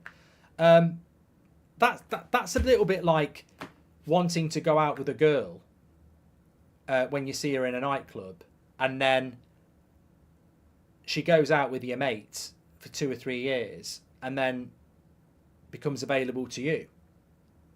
Not really that interested anymore, to be honest. And with Reguilon, I quite liked the idea of him in 2020, but I've seen him at Spurs. I don't really get that logic, is what I'm trying to say. Just because I quite liked the idea of Reguilon in 2020, I've seen him in the Premier League for 2 years. I don't rate him. So, you know, when we bought Harry Maguire, I said he was a world-class centre-back. I don't have to stay with that opinion, do I? I really don't. Part says it's a poor analogy. But it's not a poor analogy because it's actually about changing your mind. You know, just because you think something's great 3 years ago, information can change it. So it's not a poor analogy. It's actually just you're a bit thick and you can't understand it.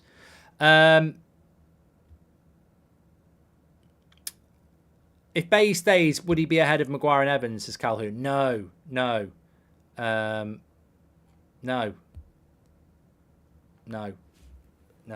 I mean, look, I personally think Eric Baye is better than Harry Maguire, but I don't think TenHoog has ever rated Eric Baye. He never gave him a chance, did he? So, life isn't static, says Ree. Exactly. That's exactly what we're talking about here. 0-0 between West Ham and Luton, by the way. I'd never have that game on if I wasn't streaming with you lot at the moment. But I will keep you updated if you're interested. Oh, there was something I wanted to talk about. I completely forgotten what it was. Keep your questions coming in. What was it going to do? I can't speak. What was it going to be?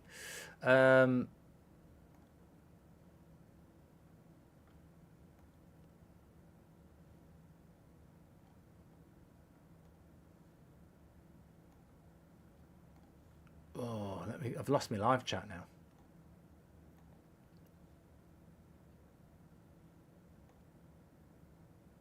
Oh, I know what it was. I'll come back to that in a minute.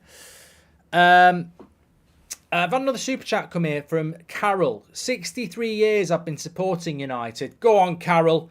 And I can honestly say this club has reached rock bottom. In fact, we're in the sewer. This club is a joke. I'll tell you one thing. Did anybody... That's what I was going to ask as well. Did anybody...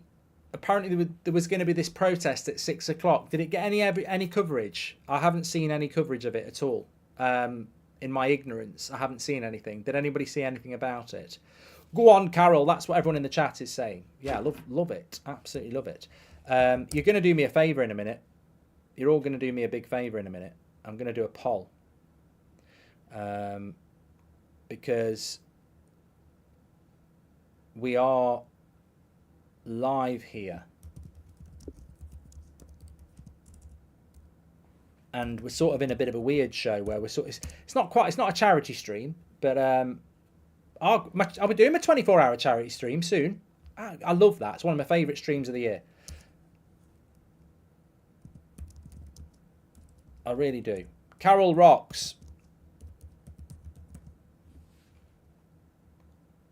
There we go. Oh, no. Don't want to do that. Oh, do one. I'm trying to do a poll here. Oh, come on.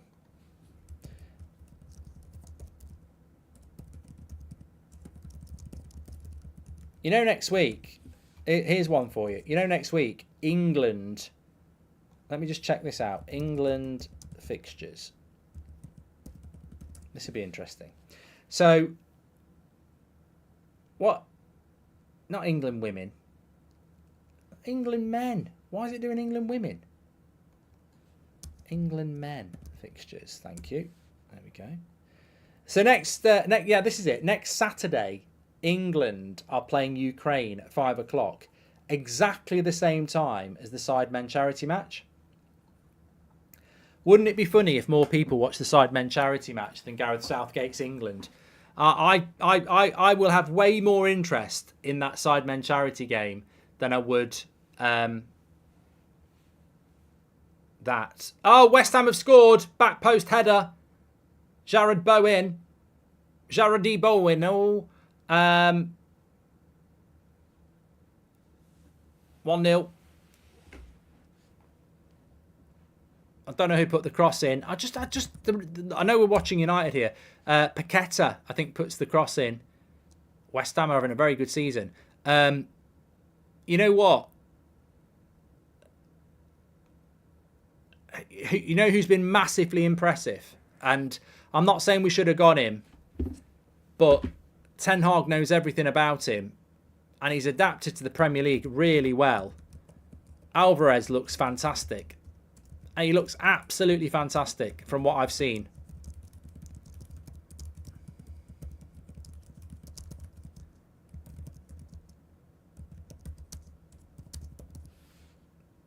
He really does. He really does. Looks very, very good. Gary Neville says Alvarez is a beast. Look, I saw his cameo. Was it against Chelsea he came on? But in this game, he's really stood. I mean, it's only Luton, but yeah, he's a good player. Alvarez, he really, really is. Dean Turner says, I'm loving the podcast. It's ace. Oh, I just wondered why people were talking about the podcast. Yeah, so I'm going to ask you for a favour. We're going to be live for a while yet, so we've got a good community thing going on here. But it's really interesting. If you look at the poll in the chat, have you listened to the podcast? 64% of you haven't listened to my new podcast. And 36% of you have. Now, it's called Goldbridge Saves Football, and it's obviously about football. But I was just going to say, I've pinned it in the live chat. You can download it for free on Spotify. You can give it a follow on Spotify. You can leave a little review on Spotify, and we put those up. We're building a really great new community of this podcast. Now, I'm not saying go and listen to it now, because I want you to stay talking to me here. But what you can do is you can download it now and listen to it later when you're having a poo, or when you're making your breakfast. Don't do that at the same time. In the shower, on a drive, on a walk. You know, check it out. Goldbridge Saves Football. We want to build a really great community around this podcast. My plan with the podcast is actually to do some live shows with it as well. So the sooner you jump on board as part of that community, the better. A lot of you haven't listened to it yet. There's a lot of Man United stuff in there, but it's a general football podcast. Please do give it a download. I've dropped it in the live chat, or type in Goldbridge Saves Football for later. We're really trying to grow it, so please do get involved with it. And yeah, loving doing it. And big shout out to some of you who've been saying to me for years to do a podcast. So finally got a podcast. Please do give it a listen. Links in the live chat. Goldbridge Saves Football. Newcastle sale back took 14 months and they stopped investing in players near the end, says Richard. Mark, we can I just say, we haven't stopped investing in players because we're about to be sold. That is completely coincidental. We've stopped investing in players because we haven't got any money. Like, Johnny Evans is a free agent. Amrabat is a loan. We've got no money left. We needed to sell to buy and we didn't sell enough. That's why we haven't bought any players. Mark, in Finland, we've got Jussi Jaskalainen as a pundit, and he had a great insight in goalkeeping, and he's been great with his experience overall, says Christian. You've listened to the podcast. Well done, pal. I know what you're talking about. Mohammed says the podcast is not available in my region. It surely is. iTunes. Try iTunes.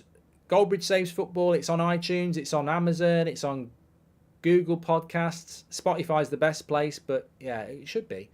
Mark, Garnacho as the number 17, says MJ. That means that Rasmus will probably be wearing the number 11. I would expect he'll be wearing the number 11.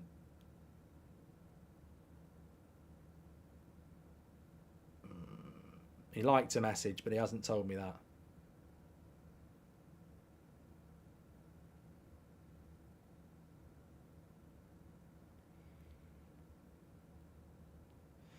Um,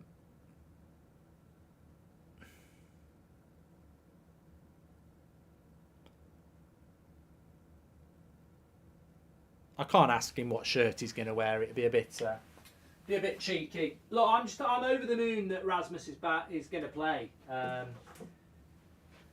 He's my favourite signing of the summer. I want to just have a positive minute or two. Rasmus is the signing of the summer for me, because I think we've lost our way as a football club. I think everybody knows that. We've lost our identity, Manchester United, and we have to remember what we're all about. And let's be honest, the most exciting position on a football pitch is the striker, the goal scorer. And when was the last time we went out and bought a really exciting striker? You know, Cavani could have worked, but he was injury prone. Lukaku was a mistake. When was the last time we went and bought a striker that was really, really exciting? Get in the chat. And not only that, he's 20.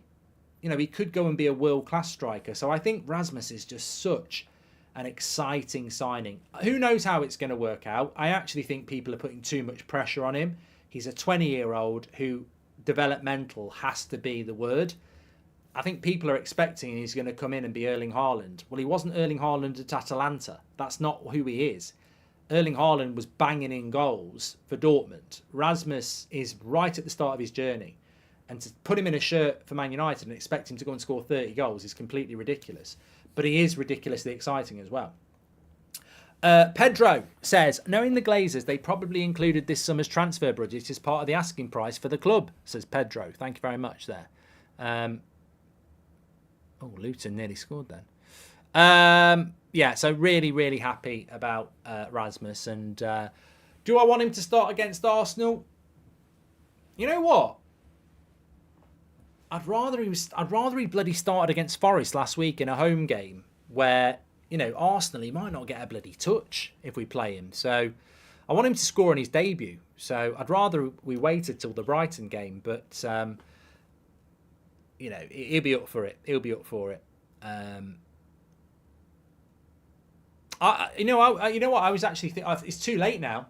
It's too late now. Here's something for you. If you play fancy Premier League, here's something for you. This is, I don't know why I did this, and I did it. I've dropped Bruno from my fancy Premier League team for Eze. What does that say about what I think is going to happen on Sunday? I never would drop Bruno. I've kept Rashford in, but I've got Bruno and Rashford in my midfield, and I was like, we're away to Arsenal, and I think Bruno and Rashford are going to get points. So I was like, I can see one of them scoring. I'm going to go with Rashford, but I can't see. I just thought Bruno and Rashford in a midfield for fantasy Premier League when we're playing Arsenal seemed a little bit over. I've dropped Onana as well. I've got Areola in goal. Actually, I need bloody Areola to score. So, yeah, I'm not confident of United beating Arsenal. I'm just confident in TenHoog. I'm being called a traitor now. Well, no, it's fantasy Premier League, mate. And the great thing is, if you do something like that and Bruno scores a hat-trick, it's not like I'll be like, oh, I'm not that bothered. I'll benefit from it anyway. Make sure you keep downloading the podcast. Links in the live chat. Goldbridge Saves Football. Download it and get it ready for later. Give us a follow on Spotify. Only 35% of you are actually aware of the podcast, so it definitely needed mentioning. Give it a download. I think Salah will stay. Yeah. Salah will stay. Yeah. I sold Martinelli and kept Bruno and Rashford.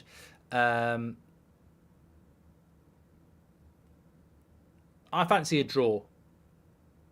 Thing is, you know, even with Solskjaer and Mourinho, every time we played a big team and people thought we were going to get beat, we tend to get a good result. It's when we think we're going to get a good result we get beat. And you know I'm right. I remember, wasn't it Jose? We had Man City and Spurs to play just before Christmas, and everyone was like, he's going to get the sack, and he won them both. Ollie, same thing happened, and he won. It's when we expect to beat the teams we get screwed over. Like when we went to the Etihad last year, we thought we were going to win and we got battered. When we went to Anfield, we thought we were going to win and we were in a title race and we got battered. So I think every time we play one of the top teams and we think we're going to get beat, we tend to get a result. And every time we play one of the top teams and say we're going to win, we get battered. So we're going into this game, and I think a lot of people are thinking we're going to get battered, and I don't think we will. I don't think we will, because it doesn't tend to work like that, does it? Which is a bit of a funny one. Thanks for the super chats tonight, by the way. What was I going to do? Oh, yeah, I was just going to check if there's any news coming in. It's gone very quiet for United, considering there's about 3 players that we need to move on. Gravenberch signed his contract with Liverpool, according to Fabrizio.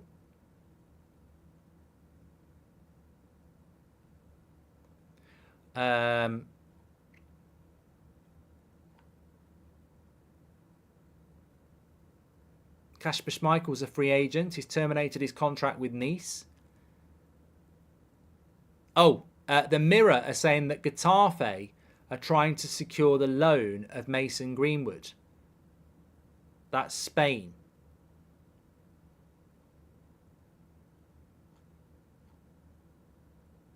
Half time between Luton and West Ham. Let me just... One thing I should have done, and I haven't done it. And I apologise this.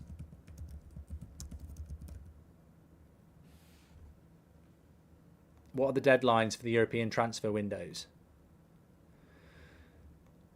I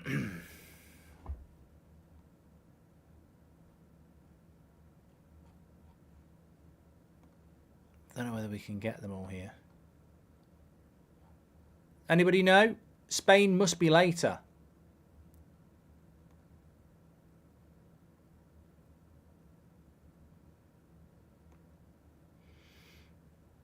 When does the transfer window close? 11 o'clock for us.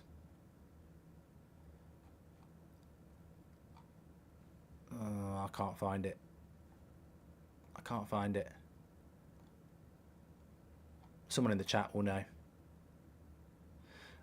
Connor says, what's the craziest 11th hour deadline day signing that sticks in your mind from years gone by, says Connor. Spain is apparently midnight. Germany's already gone. I think Italy is gone. Is the podcast on Amazon Podcasts, says Wayne? Yeah, I think it is. 11 p.m. is also for Spain as well. So Getafe could get Greenwood. I think that the biggest deadline day transfer I remember, and it was way before United stand. Somebody in the chat will have to let me know what year it would have been. But it was Berbatov. Was that 2009 or 2008? I remember having Sky Sports on, and it hadn't been confirmed. And I thought, well, we haven't done it. But the paperwork had been done, and it just hadn't been announced publicly. Berbatov went really late. Like, it went really late. And United really needed to get him. Dan would love to work at the United Stand as a content creator. Thank you, Dan. We'll do another recruitment round soon, so just keep your ears to the floor. 2009 it was, says Mike. Yeah, it was a weird one. It was a weird one, that, because the transfer window closed and it hadn't been confirmed. And I was staying up with Sky on, and they were going, we think it's going to happen. Yeah. But bloody Levy, says Tommy. Exactly. Exactly. Hi, Mark. In your opinion, what are the 3 best and 3 worst run clubs in the Premier League? It'd be interesting to see where you put United, says Parser. Man United are the worst run football club in the Premier League, because it's all about, what's that thing? It's all about levels, isn't it? Like, Man United are one of the biggest clubs in the world, with one of the biggest revenues in the world. So comparative to Luton, who are a tiny club with tiny revenue, you can't say Luton are the worst run club in the Premier League, because for their size, they're probably one of the best run clubs in the Premier League. For the size of us and what we do, we are the worst club. We are the worst run club in the Premier League. Nobody, not even Everton. And Everton are not great, but Man United have got a much bigger fan base, a much bigger revenue, and a much bigger status than Everton. We are the worst run club in the Premier League for our size comparatively. 100%. 100%.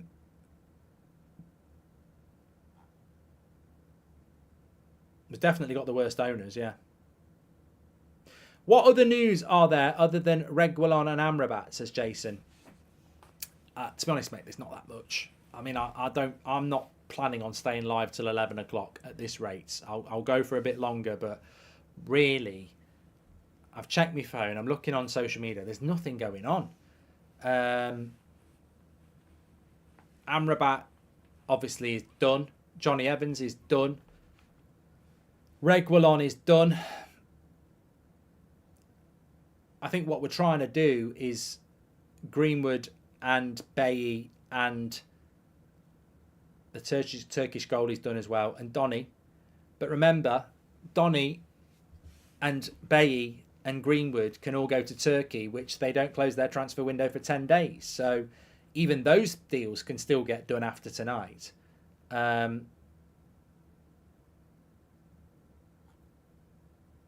Mark, we need to see you versus Ben Foster football challenges. He keeps bottling it, mate, and I don't know why. I mean, I'll tell you what, Cal the Dragon was gutted that I beat him in that penalty shootout. But I did a football challenge with Chris MD, and I did shit in it the other day. But I think I broke my foot. I said I hit a shot with Chris, and I said I've definitely done something to my foot, and I hit another 90 shots after that. And I played a week later. I reckon I broke my foot. And the wife says you've got to go to hospital and get it x-rayed. Because I go walking down the road and I can't walk properly. And I'm like, I'm not going to hospital because the NHS is crap. And I'll have to bloody wait for hours because it won't be classed as bloody urgent. And then they'll say you broke your foot. And then I'll have to wait for ages as well. So I'm not doing it. So if you know anybody that will x-ray my foot in half an hour, then I will come and do it. We'll do a vlog about it, but I'm not going down the local fucking A&E and sitting there for 20 hours to have an x-ray on my foot. Not doing it. Hi, Mark. I think it's going to be 2-1 to United on Sunday. Come on, you devils, says Nick. I will. Go private.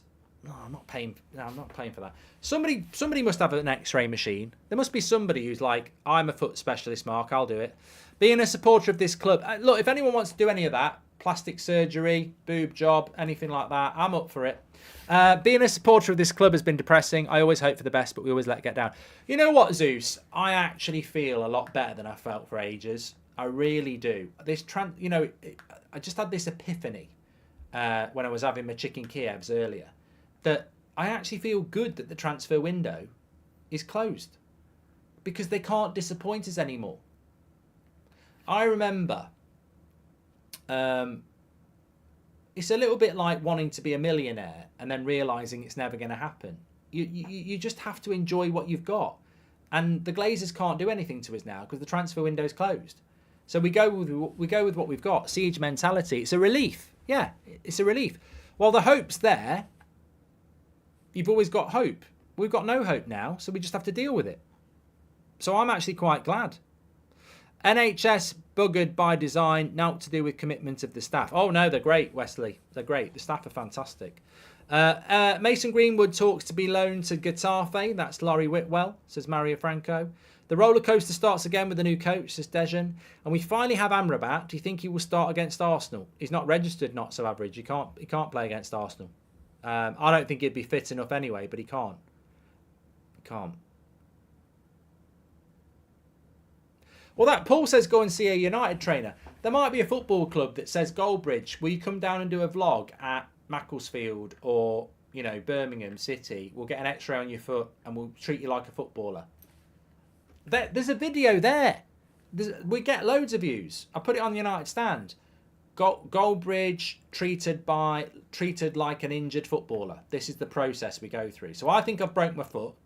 I'll go to Carrington. You can do what you do. And we can do a video through the x-ray. This is how long you're going to be out for. Be a bloody brilliant video. Brilliant video. This is the process of if you've injured your foot. I don't have to be United. I'll do it at Luton. Not bothered. Somebody do it.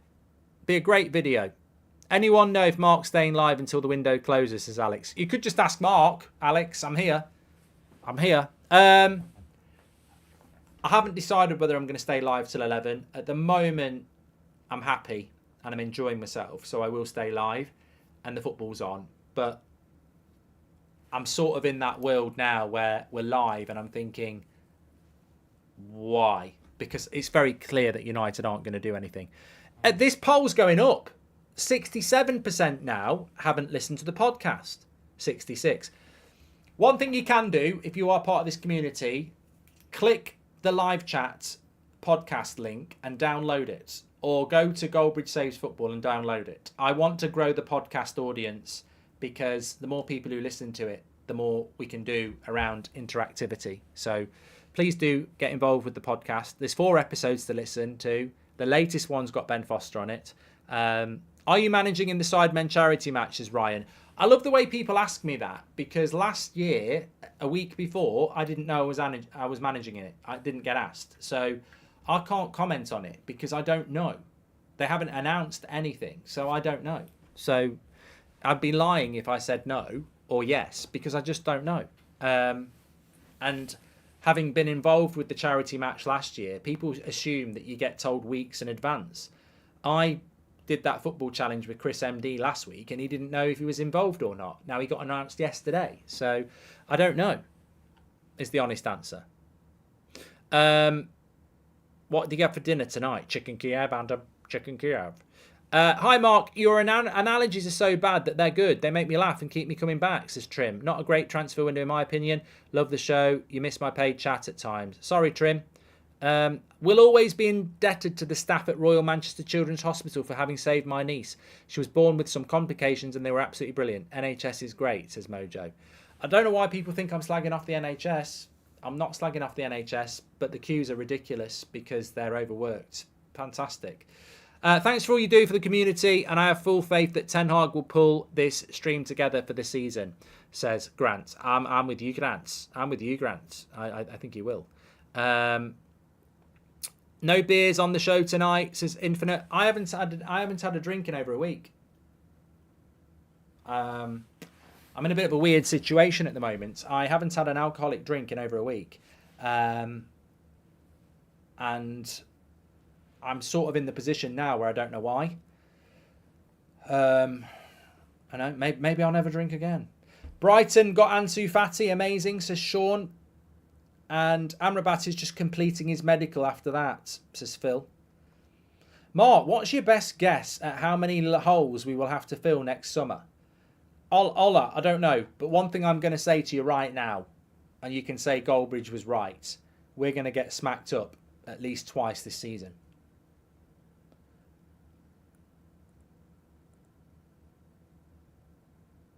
What do you mean by that? We're going to get battered at least twice this season. I still think, and I think TenHoog knows as well, the mentality in that team ain't right yet.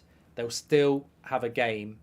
Look, it could have happened against Wolves. It was wave after wave after wave, but they couldn't score. So I still think we can have a good season, but I think we'll have a couple of bad results where we get battered again.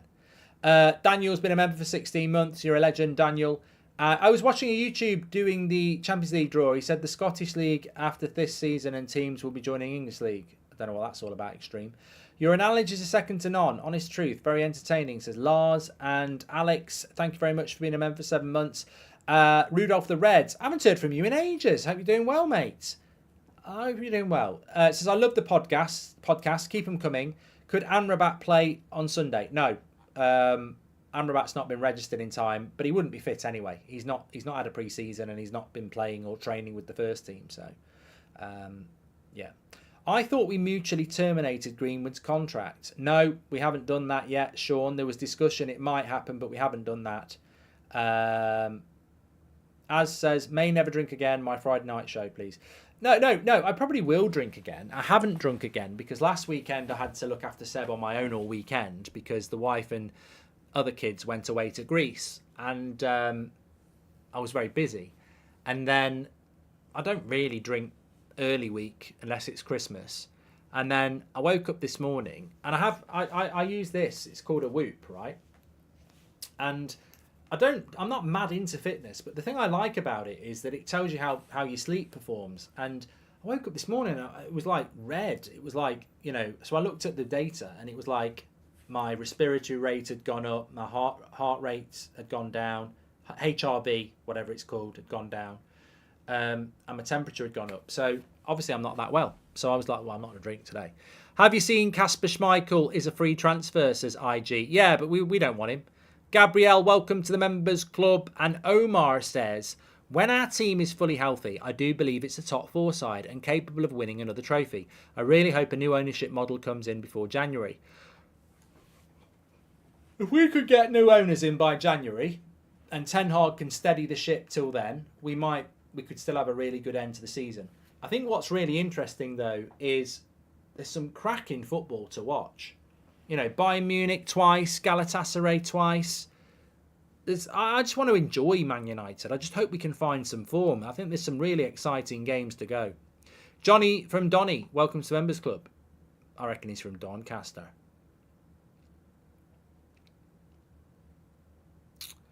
Schmeichel will go to Celtic with Brandon. This is Kinetic. Haven't they got Head and Shoulders FC? Why do you think M&A did the Amrabat deal on deadline day, and why did Erik ten Hag not demand him earlier, says Rohan? Money.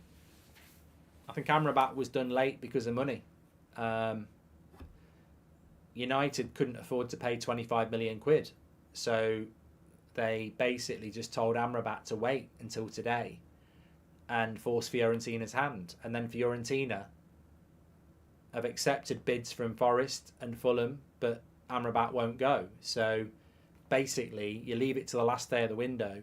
You pick up the phone and you say, look, you can either keep him, he doesn't want to play for you, and he's on strike, or you can give him to us on a loan deal, like we've constructed. So I don't think it mattered what Ten Hag wanted to do.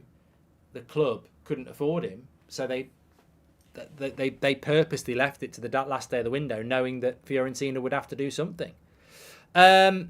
Akash says, do you think the protests against the Glazers have been successful? They're still here and still got the biggest shirt deal ever. Look, I don't think the protests should ever be judged on whether the Glazers are still here or not, because over the Glazer reign, we've had protests from before they got the club, when they got the club, and regularly over the last, nearly 20 years. So I think it's ridiculously unfair to say that the protests have been a failure because the Glazers are still here. The protests would never get the Glazers out. I said this last summer. The protests on their own will not get the Glazers out, because what are the protests going to do? Like, all they can do is what they've done. They can't start getting games cancelled or vandalising, because they'll get arrested and stuff like that. And we saw how the media reacted when the Liverpool game got cancelled. The message was lost because they called them hooligans, and you don't want to see that. So it's very difficult being a protester, because all you really can do is hope for big numbers and a message. But that won't stop the Glazers, because they're like, oh, look at that, there's a few people outside, but we still sold the game out. What would damage the Glazers would be, hitting them in the pocket, which would be empty stadiums, games getting called off, brands pulling out. That's really difficult to do. So it's really unfair to say that the protests haven't got the Glazers out and therefore they're a waste of time. The cold, harsh fact is there's nothing we can do to get the Glazers out. United fans have been saying they don't want the Glazers for years. The reason the Glazers are going to go is because they don't want to spend any money, and United needs money spending on it, whether it's infrastructure or the stadia. That's what will get rid of the Glazers. Why are people overhyping Amrabat? Club of our size, we need to be targeting Casido, says Hasher. But, you're right and you're wrong. We should be targeting players like that, but we can't afford players like that. Can you wish Penny Jane a happy birthday, says PJ. There we go. Happy birthday. Hope you have a good day. Any update on Donny or Eric Bailly? Surely Bailly is worth playing over Maguire, says Daniel. Eric Bailly hasn't trained with Manchester United this summer. He's not even part of the squad. So I don't know why Eric Bailly is still here. I don't know how many years he's got left on his contract. I mean, he signed a new contract under Solskjaer, didn't he? So he must have at least a year left. I don't understand why Eric Bailly is still here. And I don't understand why Donny's still here. But, of course, Turkish window doesn't close until September the 11th. I was surprised to see how many young lads we've sold this summer for pennies, including Gerardo. We must have the worst academy in the Premier League, says Smoggy. Well, look, you speak to Faz, who watches a lot of the youth. Our youth isn't that good. We've got some good individuals. You know, I really like Gore. A lot of people talk about Mainu. There's a few others as well. But as a collective, we don't do that well in the league. Like, we're not the best or even in the top 3 youth setups in relation to players. Hi, Mark. I just want to say you're like a father figure, says Nathan. As long as I'm not your father, you know, I don't want any bloody bills coming through. I'm only joking. Johnny from Donny says, Mark, my mate, are you going to change your starting lineup for Sunday after what we heard today? What did we hear today, Johnny? No, yeah, Rasmus could start.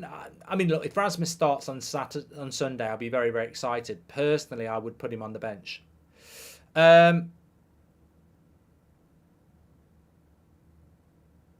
Mandy, there's a lot of COVID going around the UK at the moment. My dad had it for 2 weeks. Yeah, there's a lot of COVID going around at the moment. Yeah, so I don't know. I've got a really bad headache, actually, but I've got no cold or cough. So, Amrabat signing right now, says Calhoun. Don't you find that really boring? Do you find that part of the transfer process really boring? Like, I as a content creator, it bores the shit out of me. So for me, the exciting bit is when Fabrizio says, here we go, because I know that's the deal done. But when he does here we go, we have to react. This is an insight into content creation, right? So you get Fabrizio Romano, here we go, which we got at 1:30 today. So you react and you go, yeah, he's a Man United player, really excited, welcome to Manchester United, etc.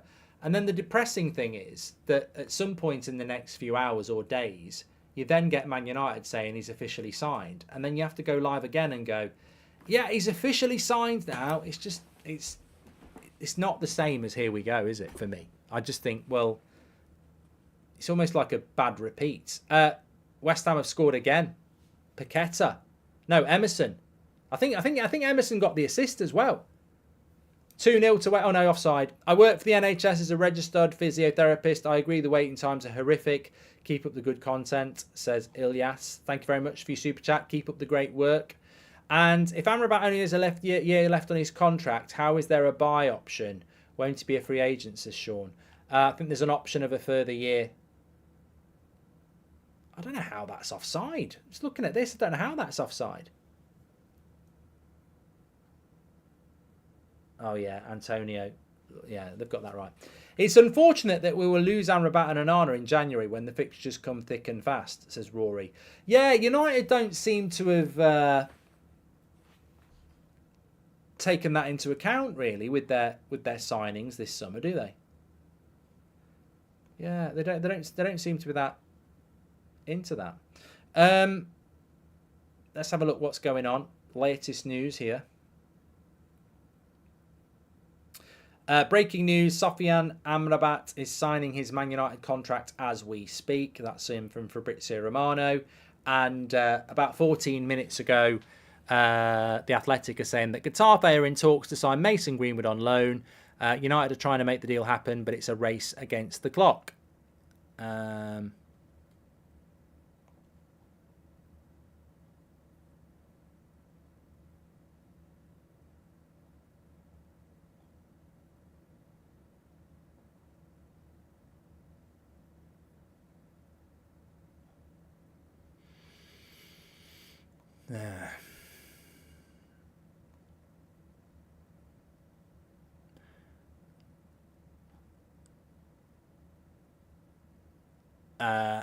And Fabrizio says that Amrabat has just signed his contract as a Man United player. The deal is complete. There we go.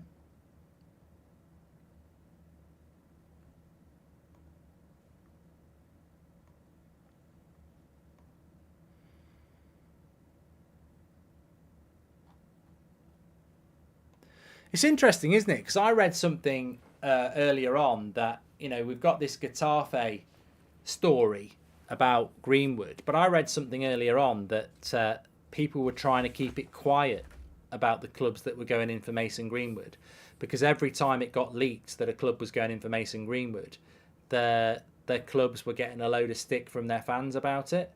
So it'd be interesting if Getafe fans care. Hope your head gets better. Personally, I've had a headache all summer, and I think you know why. All the best, says Mike, mate. Thank you very much, Mike.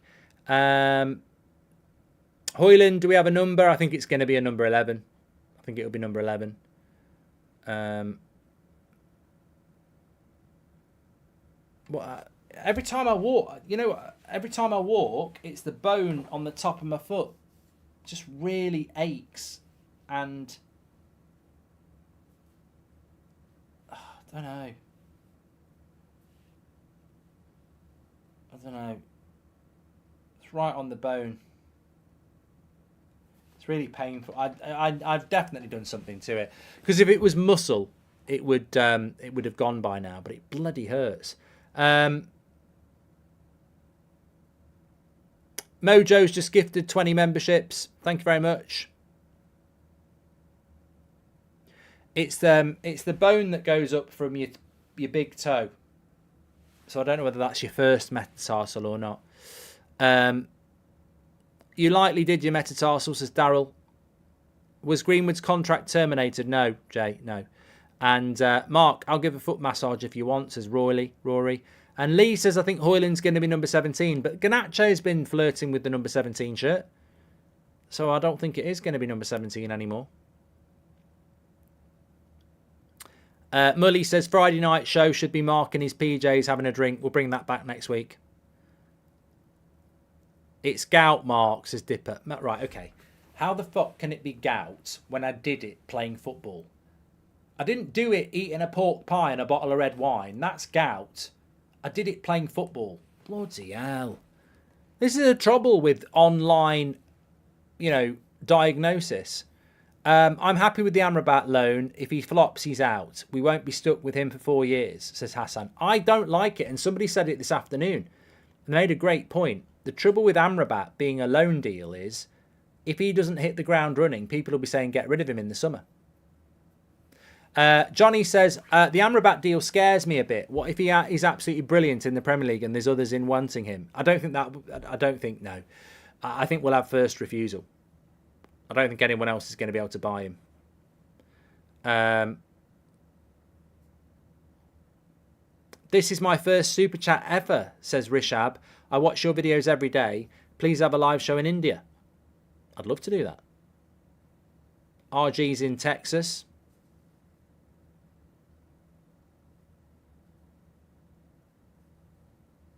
I think the Glazers should have to go and make for okay, signing right now. Could be ligament damage, Mark. Look, basically what I was doing is, I was doing a challenge video and it was volleys. And after about 20 volleys, my right foot really hurt.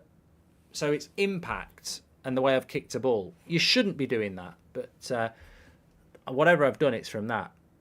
Mark, I think it's hemorrhoids, says Lee. I've had that and it's not in your foot. Calhoun says, do you think we should sign Kasper Schmeichel? We've just signed a goalkeeper. We don't need to sign Kasper Schmeichel.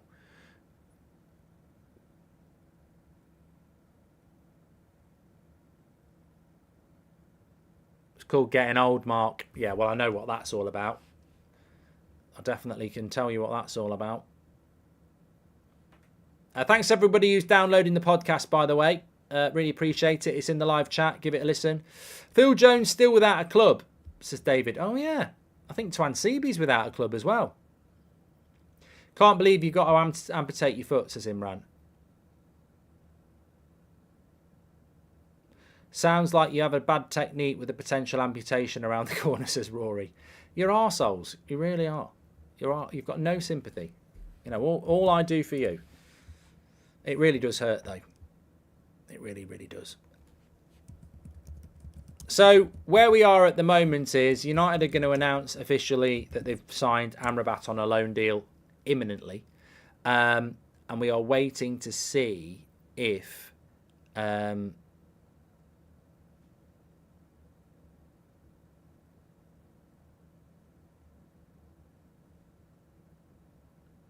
Greenwood or Donny or Bay will leave in the next few hours.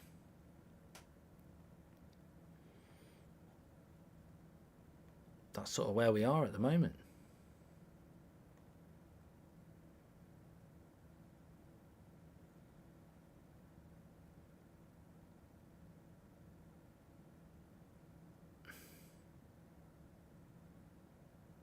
Roma are playing a game of football, aren't they, at the moment? Roma are playing Milan. Didn't know that.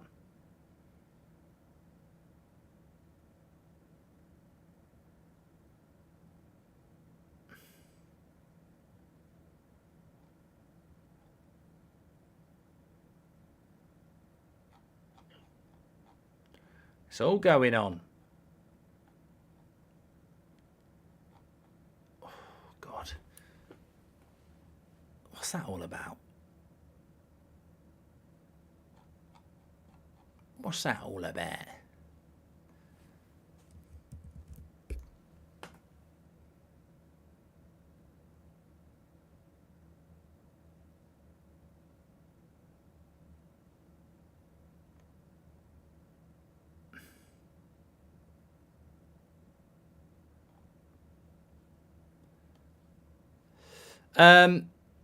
M&A said they now like to do their business in January, says Jeremy. M&A is Mercer and Arnold.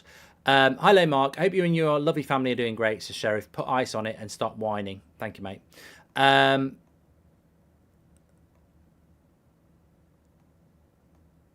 Mark. I did see Olivier Giroud in the thumbnail. I would take him for a season.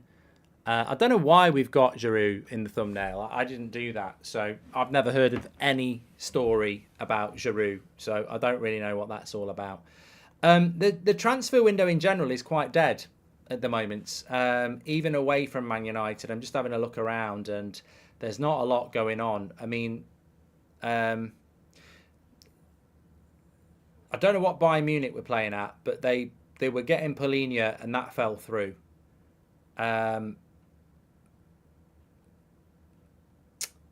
There was also Brennan Johnson going to Spurs for about 45 million quid, which is a good deal.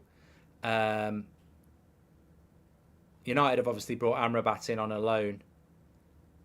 But there's not a hell of a lot going on. Cancelo is about to complete his loan from Man City to Barcelona. But there's not any club that's sort of doing anything late on in the window, if you know what I mean.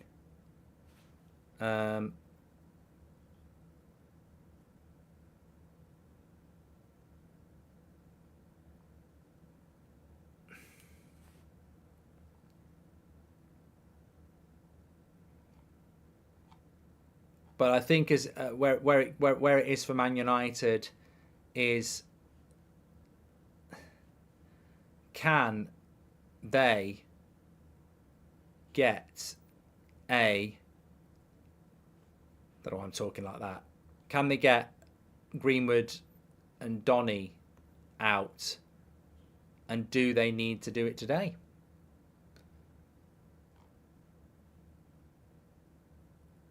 Fabrizio says that Getafe are trying to make the Greenwood deal happen.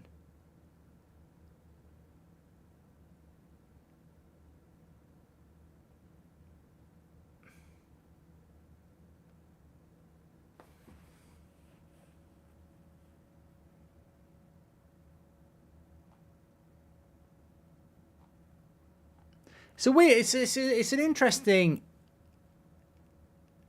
Bloody hell! Oh my Christ! It's an interesting insight into a footballer, isn't it? I just saw a picture of United players training, and Harry Maguire was running along with Rashford and Anthony and Scott McTominay. And you sort of look at it and go, I don't really recognise the modern footballer these days and their motivations. You know, just happy to earn their money and be 4th, 5th choice centre back. But again, I suppose you look at it. If you're getting picked for England, what do you need a motivation? Mark, I've seen this problem many times. Up to the docks, and he can subscribe. Man up tablet, says Steve. Thanks, Steve. The dream ending. Victor Osimhen, here we go. Next 10 minutes, says Leo J. And I wish we'd signed Verratti. Would have definitely helped you know what's wrong with your foot, judging by his injury list, says Sahaj. Thanks for those super chats. And Liam, thank you very much. Welcome to Members Club. If Glazers hire you for director, would you do it? I think you'd be perfect for it. Thanks for the great work, says Bill.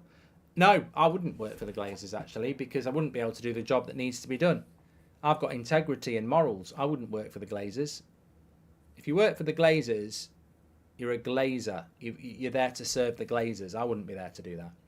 Are you surprised our former keeper doesn't have a club yet, says Rory. And Glenn, thank you very much for your super chat. I think in relation to David De Gea, I'm a little bit surprised. Jason, thanks for your super chat. I'm a little bit surprised that David De Gea hasn't got a club. But then on the other hand, he was on 350 grand a week. And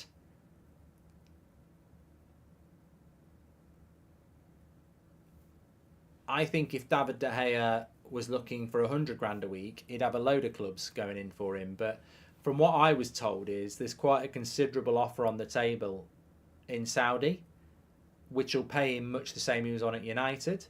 So I think De Gea is probably looking for the golden ticket that won't come, in the sense that I think he'd like to stay in Europe, but the perfect job won't come up.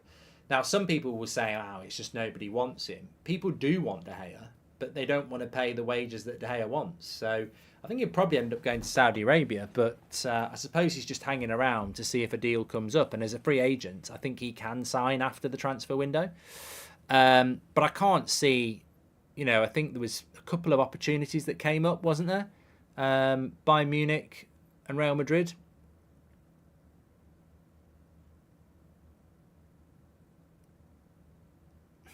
Giggy says, I think Amrabat's going to be a terrible signing. He was very average at Fiorentina. I think that with regards to Amrabat, I have a feeling that he'll be a little bit like Martinez. His work rate and passion will instantly endear him to Man United fans.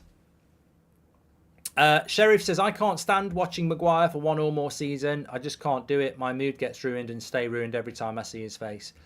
Look, it's a good point. I don't know what will happen with Maguire and McTominay, because it's not like they're 22 and they can go from being crap and underappreciated to, future Man United players. They're, Scott McTominay's 27, and we've got about 5 midfielders that TenHoog prefers ahead of him, and Harry Maguire is 30, and again, TenHoog doesn't even rate him.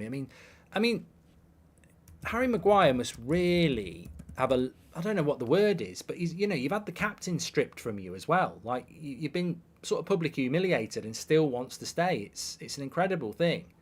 But I don't know. I don't know what the future is, because they've both missed the golden opportunity to leave and play Premier League football elsewhere. I don't ever see them being Man United players again in the sense of playing regularly. But I don't think they'll go in January either. So maybe they're going to run their contracts down. I don't know. I don't know what they'll do, to be honest. I really don't. As long as they're not playing regularly for United, I don't really care. Do you think there'll be a redemption arc, says Alex? Look, I will always say that it's never personal anyway. So, look, I wrote Matic off. I thought he was finished. And then he ended up having this, year where he got back playing really, really well.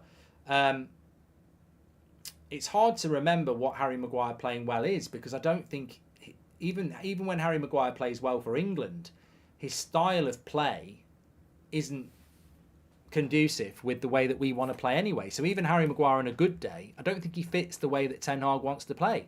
So I don't think there will be a redemption arc, but if there was, fair play.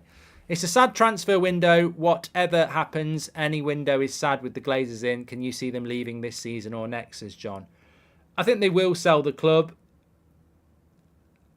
but I don't know when.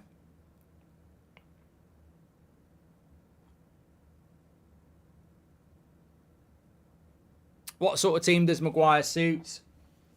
Maguire suits a team that sits back, and he doesn't suit a team that wants to play with a high press because he's terrified of pace.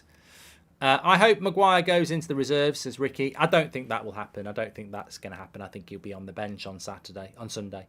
I think the Glazers should have to go and make for the entertainment because you are more dangerous. You must not enter, says Matt. Maguire plays too deep, says Stephen. Is the podcast available on Deezer, says Nicholas? I don't know. Amrabat must start against Arsenal. He can't start against Arsenal, Luke.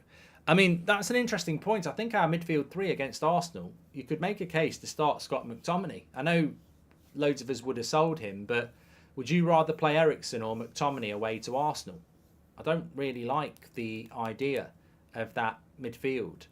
Thank you for the great content as always, Mark. Keep up the good work, says JB. Thank you for the super chat, mate. You're a legend. You got any watch-alongs tomorrow? Yeah, weekend ahead for me is this. We'll have a morning show at 10 o'clock as per usual tomorrow on the United Stand. I'm doing 3 o'clock games tomorrow on That's Football because Chelsea are playing Forest and Burnley are playing Spurs. So they're two clubs I want to keep an eye on in relation to us. Tomorrow night at 7:30 till 9, it's the Mark Goldbridge show on Talk Sport, and then on Sunday I'm doing Liverpool Villa at 2 o'clock. So I really want to watch that game, so I'll do that on That's Football, and then we'll be straight over onto United Arsenal on United Stand for 4:30. So there we go. That's what we're going to do. Swaney says the only thing I love about this summer is that Fabrizio made Luckhurst look a right prat. Yeah, you know what? As much as Luckhurst isn't really my cup of tea, you know, we do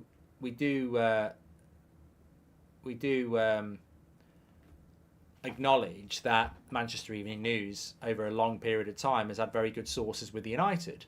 So when Luckhurst was saying that when I mentioned Amrabat, people screwed their face up at United, and you know, basically made out that it was Italian press going overboard, I did think it was a really odd story because I know from Fabrizio that he was always adamant that TenHoog wanted Amrabat and Amrabat was waiting on United.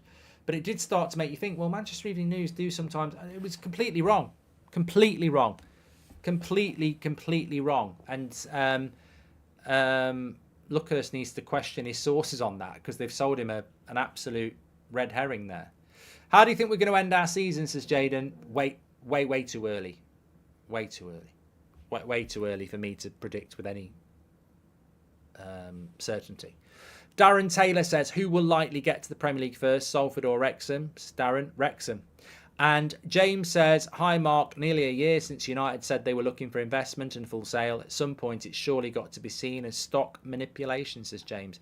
Well, I know for a fact that people have contacted the stock exchange and made complaints against the Glazers for stock manipulation. I mean, obviously this is United fans. I don't know how it works, but the Glazers have, it's a great point. The Glazers have got to do something because you can't put a club up for sale and then not sell it because they'll have made a lot of money from those stock price bouncers. So they, you know, if they've got to do something, the Glazers. They can't say they're going to sell it and then not sell it because there has been a lot of fluctuations in the stock market because of them putting the club up for sale. I haven't even had a look at the United share price for a while. $23.20 is what it is at the moment, which is pretty much consistent with what it's been for quite a while now. Yeah, it's at $23, and over the last 3 months, it's pretty much the average price.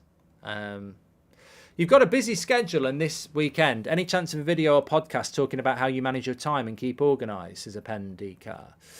And I am thinking about whether I should just do a general lifestyle podcast.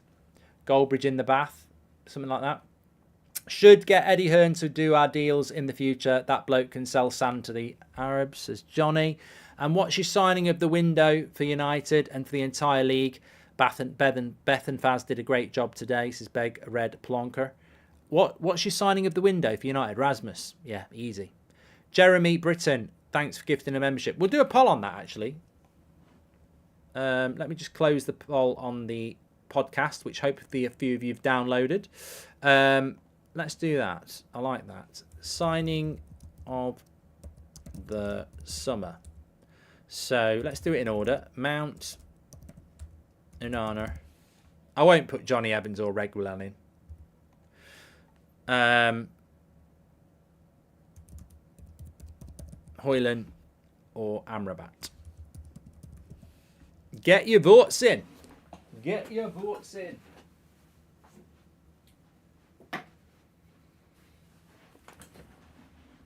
When the boat comes in.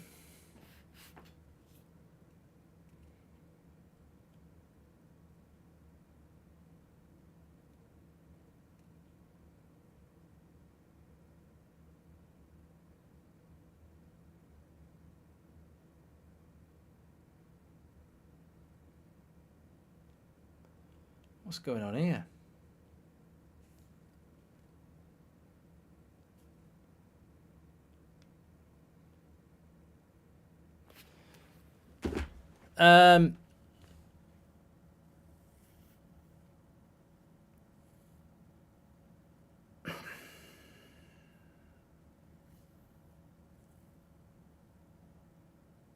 Why haven't you put Johnny Evans in the poll?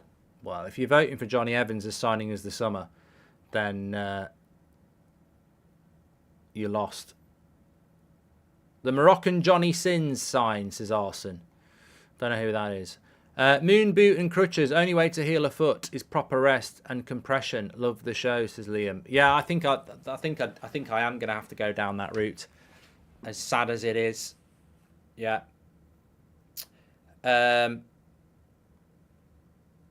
Milan have a very good squad, says Goals for George. Should I get fish and chips or chicken curry for dinner tonight, says Big Red Plonker. What time is it where you live, mate? It's 9:30 here. You're either eating very late or you live in a different time zone. If I was eating something now, I'd probably go fish and chips. I like Højlund, but it's got to be Amrabat. Without midfield, it doesn't work, says Shahin. We had Ronaldo, but we finished 6th because of a crappy midfield. There we go. Ryan says Johnny Evans is still decent for 35. Oh, God. I like Johnny Evans. I've got nothing against him. It's never personal, but if he wasn't an ex-Man United player, you'd all be going absolutely mad that we'd bought a 35-year-old centre-back who's passed it and just been relegated. And you know I'm right. And I like Johnny Evans, but it's just sentimentality. If we'd bought Leicester's 35-year-old relegated centre-back, you would be going absolutely mad. Bella Kotchup's going to PSV. Here we go. Agreement reached with Southampton on loan. Was meant to be going to Bayern. He's gone to PSV. The drama of transfer deadline day. Lloris, what happened to him? He's going to Nice as a replacement for what's his name? Can't remember his name.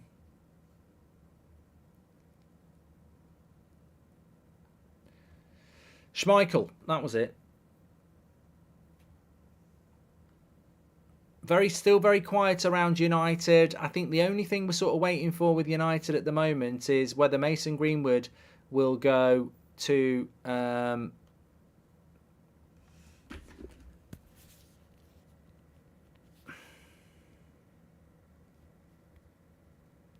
Getafe.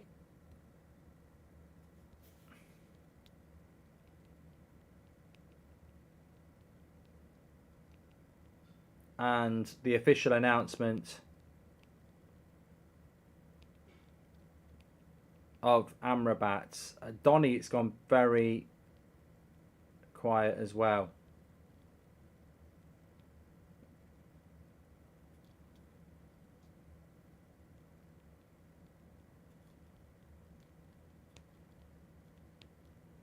I'm just trying to see if I can find anything out. But as I said, it's very quiet. indeed across the footballing transfer landscape anyway. There's no other clubs sort of looking to do anything. Official statements coming for Gravenberch.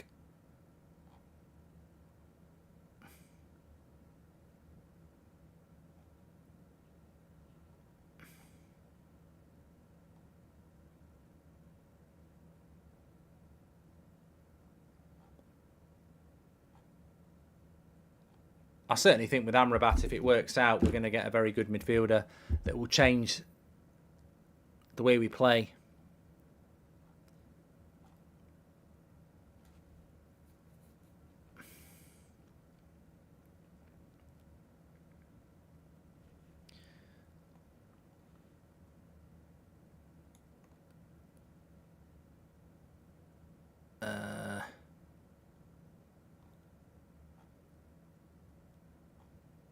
I presume Man United might be waiting until 10 o'clock to announce Amrabat, because Fabrizio basically says everything's done. He's a Man United player.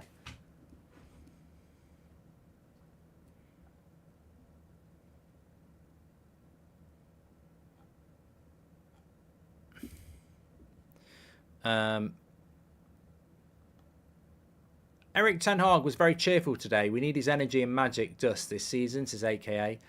Paul says, I'm a trucker here. I'm going LA from Houston. All live show. Been entertaining. Thanks. The United Stand channel is my morning coffee and my lunchtime tea. That's great, Paul. I'm glad. So great that we get little messages from people like that in a different place in the world. Great.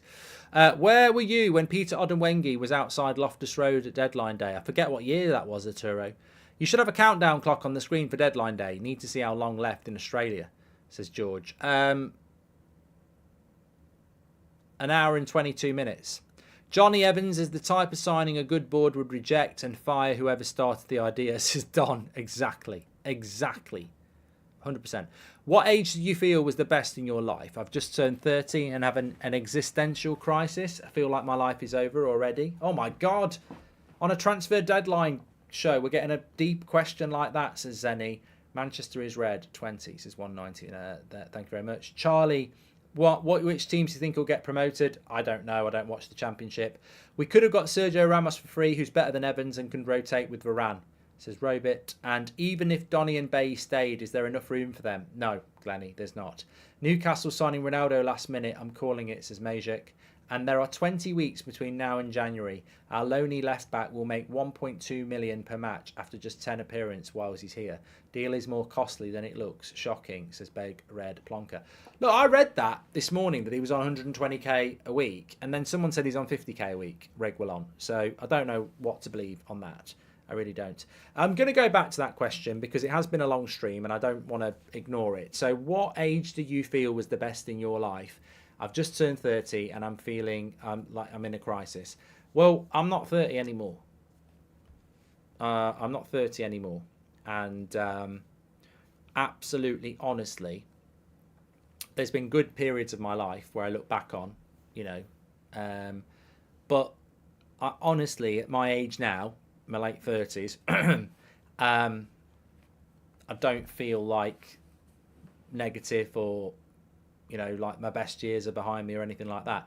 There's things I wish I could still do, like, wake up in the morning and my back not hurts, or play a bit of football and not be, in pain for a week. Those things piss me off. But, actually, life's good. Enjoy it. And we're here for a good time, not a long time. I think when you get that mentality, that's the most important thing.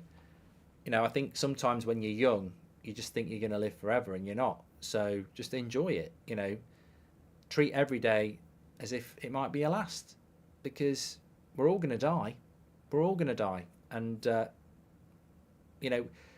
think the biggest thing I would always say is people fear death, right? Oh, I'm going to be dead forever. But what were you doing before you were born? Like, I think that's always a good mentality to have, isn't it? What were you doing before you were born? You weren't living. You were basically dead. So why fear death? Why fear being dead when you were basically dead for hundreds of years before you were born? Enjoy the time you have. Mark, thanks for this community you have built. It's the best escape when I need to feel lighter. Come work. Emotional. Tez Wilson, thank you very much, pal. How old are you, Mark? Says Titus. I'm probably starting to look my age a little bit more now. I have to wear the glasses more permanently, as I'm sure many of you know. But yeah, still only 28. Let's hope that Man United players don't pull a prank on the wrong bold Man United persona. Could go bad, says Zakari. Chocolate Cake says it's cash. And keep up the good work, Mark. Shout out to my wife, Marina, and my son, Misha. Glazers out, says William. Thank you very much. I don't want to talk about God. People are saying, do you believe in God now? I don't want to be responsible for that.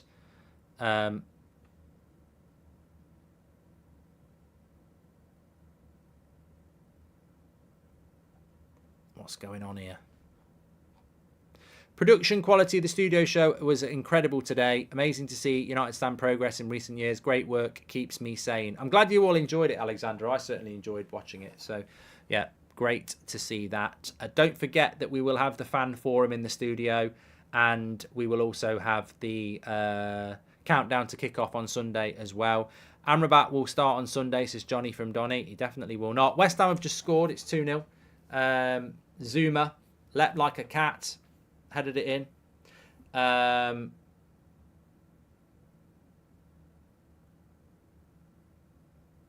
West Ham 2-0. I've got Areola in goal, so as long as they keep a clean sheet, it's not too bad for me. Bloody Ward-Prowse again. Ward-Prowse with another assist.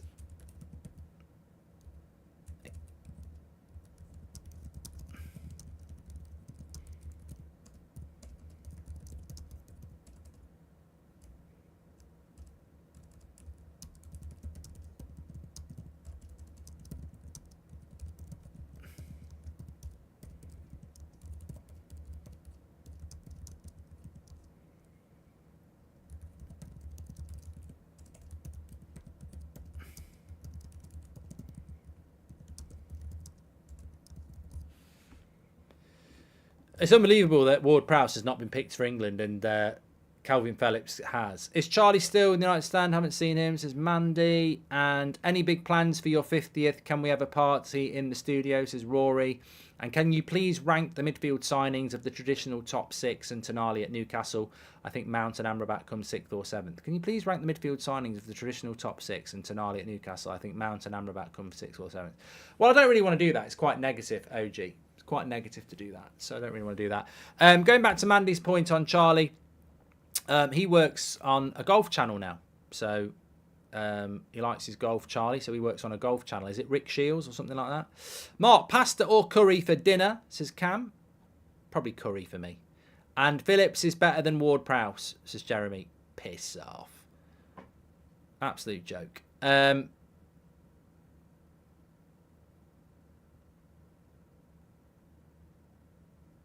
Ward-Prowse delivery. He should be sponsored by Amazon Prime. Gravenberg has been announced officially, I think. Let's have a look. By who? I can't see it.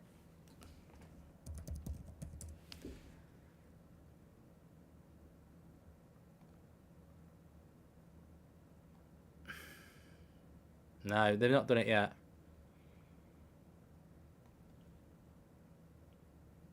Liverpool have confirmed the signing of Ryan Gravenberg.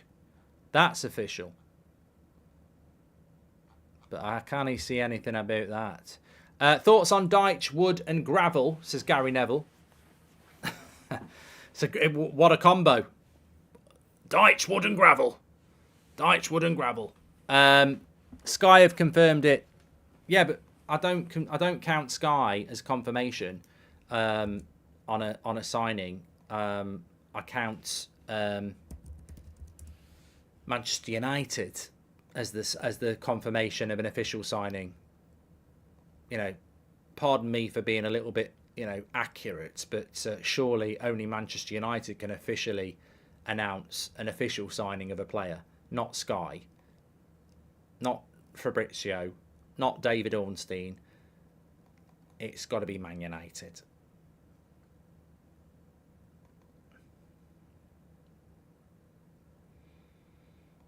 I'm sure it's not going to be. I'm sure. I'm sure it's. To be sure. I'm sure it's not going to be that long until Manchester United do announce it. But it's not been officially announced yet. How did you experience deadline day before the internet? Says Omar. I probably just used to. Hi, can you say happy birthday to my boyfriend Adam? Says Cassie. Happy birthday. It's. I used to just watch it on TV. Used to watch it on like Sky and stuff, just Sky Sports News, I suppose. That's what I used to do.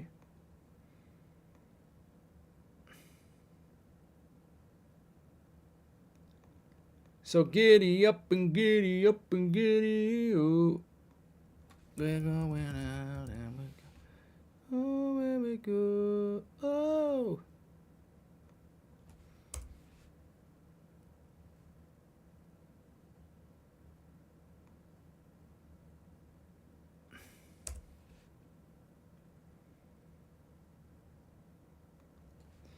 Rocking all over the world. I don't know why that's in my head.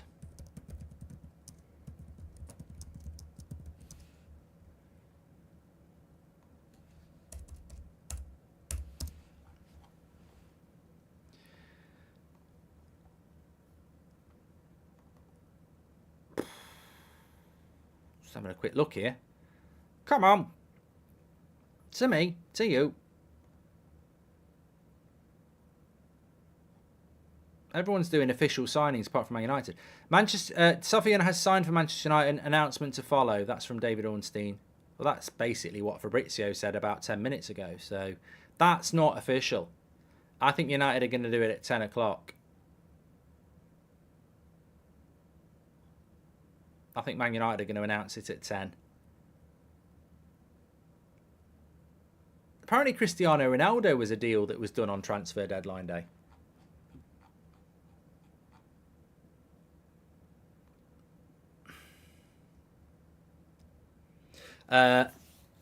He will join Man United a season-long loan with an option to buy. The move will see Man United pay an initial 10 million with a further 20 million. So it's not, yeah, that's exactly what we were told at lunchtime.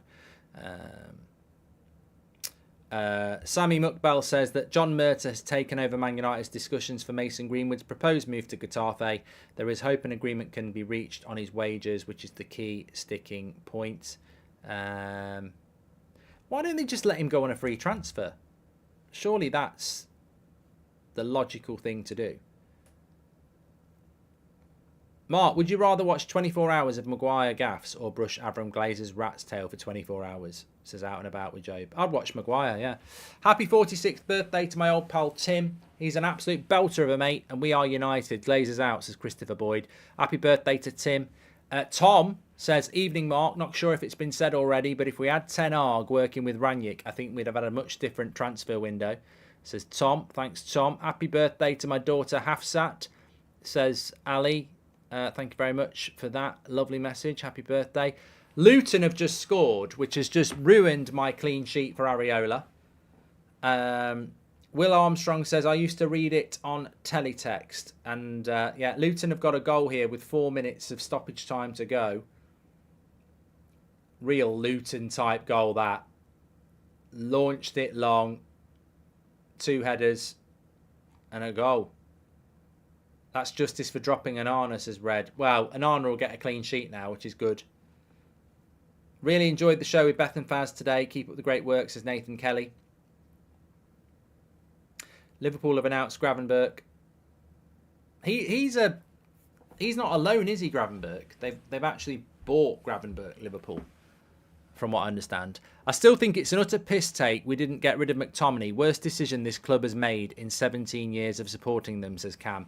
Yeah, it will look, Cam, even I'd forgotten about that. It's important to remember that United rejected £30 million for Scott McTominay. In equivalent terms, rejecting £30 million for Scott McTominay is like rejecting someone walking into your bathroom and offering you £1,000 for your shit. It's incredible, really. But, you know. Hi, Mark. Do you think you have to be a masochist to follow Manchester United? Says Arby. And Sofian Amrabat has signed for Manchester United. He's scheduled to fly into Manchester tomorrow. Says Albert. And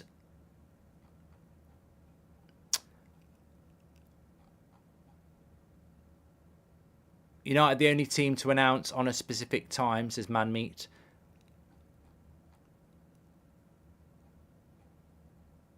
Done that one, done that one. Done that one. Okay. Just catching up on the chats there. Do you think Salah will leave Liverpool? I think Saudi seem to be very, very, very...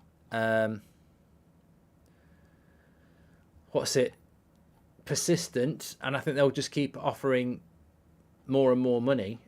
I think Liverpool have to try and resist it because they can't replace him. I mean, what's the point in having £200 million in your pocket when you can't spend it? So it'd be strange if Liverpool did sell him now, but on the other hand,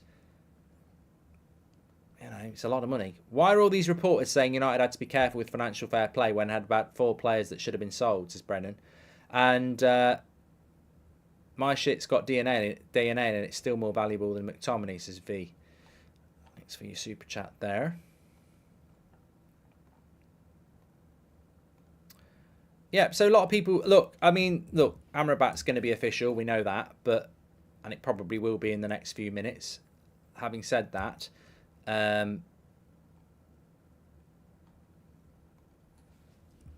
we've still got an hour left of the window. There's not going to be any more incomings for United, but there is still Eric Bailly, Mason Greenwood and Donny van der Beek, all of which really should be leaving. But will they? Will they?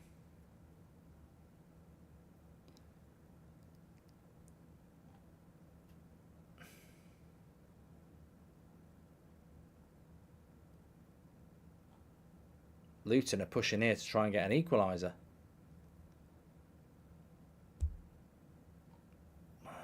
They've ruined it for me.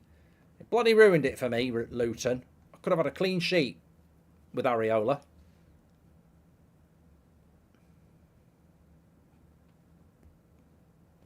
Okay, what I was going to do there.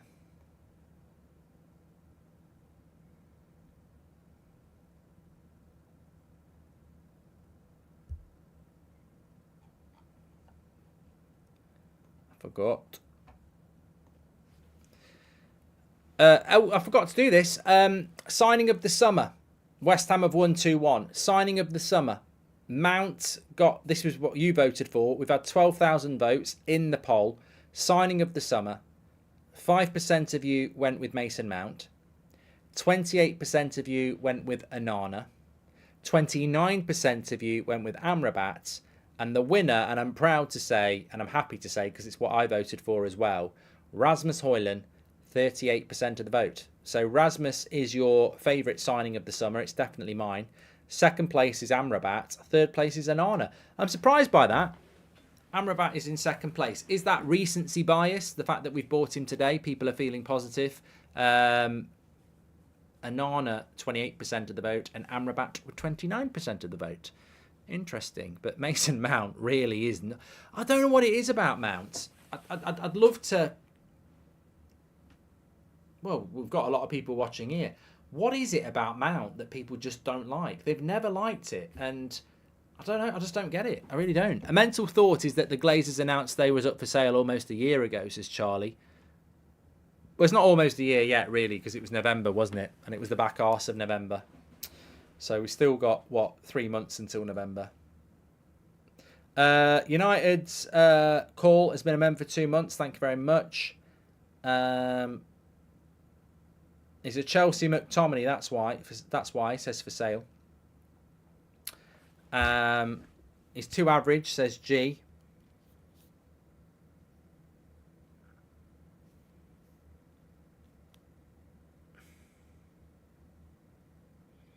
Sorry, I've got a bit of an update for you here. Just want to get it.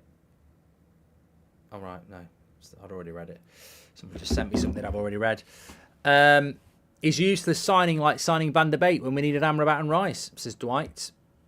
He's an average English player, says Regista. Dylan must have just woken up because Dylan's just put a message in. Gravenberch is going to Liverpool, for fuck's sake. Yeah, we've known that for about 2 days. I presume TenHoog thinks he can turn Mount into what Frankie de Jong is. I think all the raw materials are there, says Rory. Rory! You're normally quite good, Rory. I'll tell you what, I've seen Mason Mount play well, and I've never seen Mason Mount look anything like Frankie de Jong. So you've got more chance of turning Harry Maguire into Frankie de Jong than you have Mason Mount. He's a player we would all have on the bench, says Sean from Ireland. Should have been a handball for Luton, says Isaac. I have had it on, but I didn't see it. So turns out there is no more foreign player slots left away. So any players that had come in if we'd sold McTominay and Maguire would have had to be from the UK, says Glenny Boy. No, that's not right. Rory should get banned for that De Jong and Mount comparison, says Fatboy Bob. United says Rory can have your dealer's number. Ericsson is better than Mount, says FOC. And you can play Mount or Bruno, not both, says Keel. Well, we were talking about that a little bit time before, weren't we? Can you play... Where's Mount going to fit in if you play Casemiro, Amrabat and Bruno? And why would you spend that amount of money on a player like that? 55 million if you're not going to... If you can't find a place for him. Be a bit odd. Fabrizio says that United are expected to cover Amrabat's full salary for the duration of the loan. The player was always keen on a move to United, with a permanent deal impossible because of the financial fair play situation. Here we go again. Financial fucking fair play. It's incredible, isn't it? Absolutely incredible.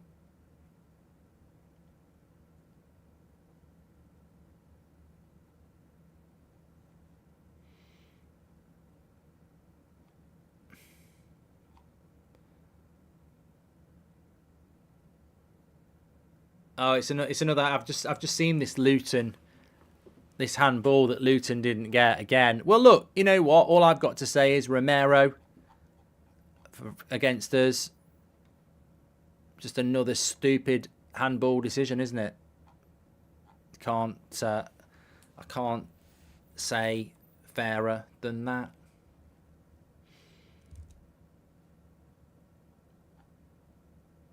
Blatant handball, yeah. I thought Mount would take Ericsson's place and it might work as he's got more legs, but TenHoog seems to have asked him to play alongside Bruno, says Glenn. Well, there's more chance of Bruno being put on the right wing and Mason Mount playing at number 10, isn't there? Yeah, I mean, a lot of people saying let's put Mason Mount on the wing. The history shows us that TenHoog's probably going to put...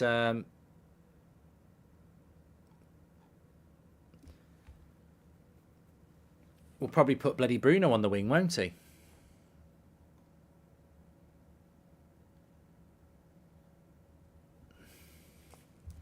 Please do subscribe to the channel, by the way. Bottom right-hand corner. An Arna fee is team viewer shirt deal. Annual income, says Red Devil. Do you think they're going to announce Amrabat at 10 o'clock? It's 10 o'clock now, so... Sale updating coming to cover bad Glazer window, says Curtis. I think they'll wait till Monday for that, just in case we lose to Arsenal and they need a positive for that. Sky have said players signed after 12 p.m. but before 11 p.m. deadline can't play until Sunday. Surely Amrabat can play on Sunday then, says Ben James. And how many foreigners was we allowed? Must be close, says Robert McCormack. 17 is the limit. You can have 17 foreign players. And yeah, can you explain why I was wrong, Mark? I'm confused, says Glenny. Because of what I just said there, 17 foreign players is the maximum you can have in a 25-man squad. But you don't have to have a 25-man squad. You can have a 23-man squad if you want. But you can only have 17 players in it. I'm surprised United haven't announced that deal at 10 o'clock, considering Ornstein and Fabrizio have all basically said that the deal is done. I'm quite surprised Man United haven't announced it at 10 o'clock, but maybe United won't announce it tonight. Maybe they'll wait till tomorrow. I don't know. I don't know why they haven't done that. Mark, you didn't read my super chat. Amrabat is a steal for a potentially 30 million and he'll thrive beside Casemiro, says Patrick. Good to hear, Patrick. Anand, welcome to the Members Club. Thank you very much. Oddball says, I've got a rare blood cancer and been told this week there's no cure after a failed transplant. Acceptance is key. That's horrible news. And I'm sure everybody in the chat is thinking of you, mate. And I hope you're doing okay, because that's really, really hard to take. Thoughts are with you, of course.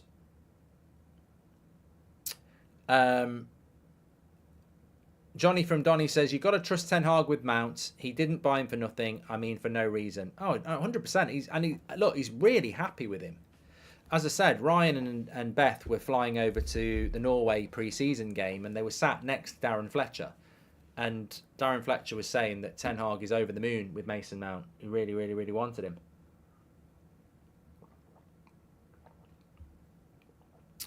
Red Devil says, Glazers didn't spend on an Arna net spend review. Don't know what that's all about. Lots of nice messages coming in there for Oddball. Hi, Mark. I love the show and the podcast is brill, says Glenn. Yeah, give it a download. Goldbridge Saves Football. You're very welcome to join that story as well. Thanks for getting involved. 21,000 watching. Incredible. Incredible. Do you like Oasis? Says Thomas. I bloody love them. Mojo's a legend of the chat. Yeah, we know that. He is.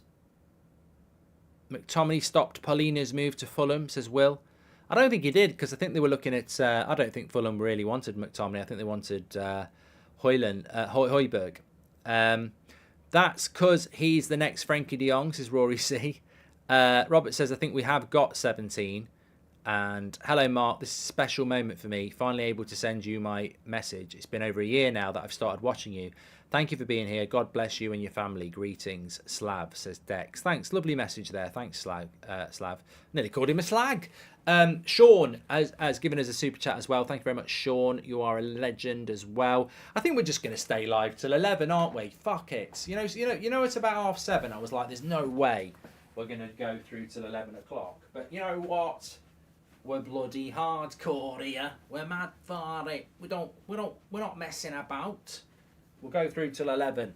The party goes on. I ain't fucking leaving. Let's do it. We'll go through till 11. Make sure you smash a like and subscribe and share the video. I think we've got a stream that I think other people are doing them, like TalkSport and Sky. So it'd be lovely to smash the mainstream out the window. So make sure you subscribe, bottom right hand corner, and share the video. It's the final hour of the transfer window. Sean, thank you very much for your super chat. You do great net spend reviews. Podcast is unreal, says Red Devil. Thank you very much. Mount was signed for Erik ten Hag's future style of play. I'm sure it will bear fruit once all of the pieces fall into place. He's a pressing monster. I don't disagree with that, Mo. But I still come back to what everybody else's problem is. You can't play Mount, Bruno and Casemiro. The balance doesn't work. So if Bruno was being sold and you bought Mount, I'd get it. You put Mount where Bruno is. But what I don't get is Mount, Bruno and Casemiro. It doesn't matter how good a pressing monster Mount is. The midfield is imbalanced. And I just don't think it will work. But we'll see. That's the whole point of evolutionary and revolutionary managers, isn't it? They do something that nobody else can see. Paul Woolley has gifted 5 memberships. You are a legend, Paul. Thank you very much. Hi, Marky. Is United going to do any more business? I heard buzz around to Debo. No, that's not going to happen, Mohit. And Craig's Games has gifted a membership as well. You are a legend. You could be right with Bruno getting sold, says Michael. Well, I don't think the captain's going to get sold, really. I don't. Does your wife call you Mark or your real name, says mate? She don't call me Mark. And Kieran says, thank you very much. Sorry, Kieran has given us a super chat. I've played the game. Right, let's have a quick little look about what's going on here.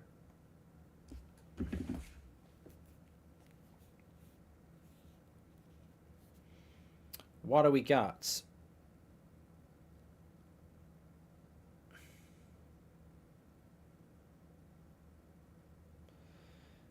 Anything going on?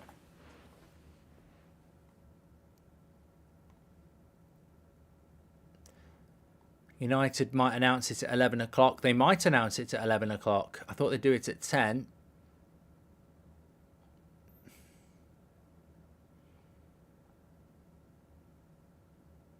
Fabrizio's put a picture of himself out with Amrabat.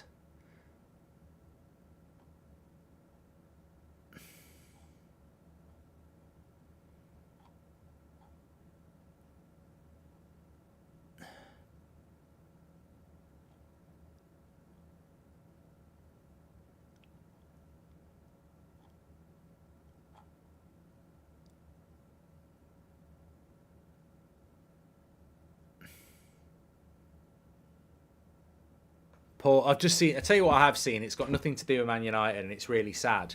I've just seen a clip of João Palhinha leaving Munich after his deal with Bayern collapsed. I mean, that's got to be horrible, isn't it? I mean, Fulham's not a bad place, and London's a lovely city, but what an opportunity. Gone.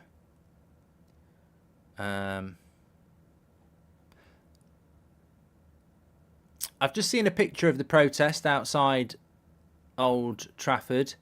Not huge numbers again, but the banners are there.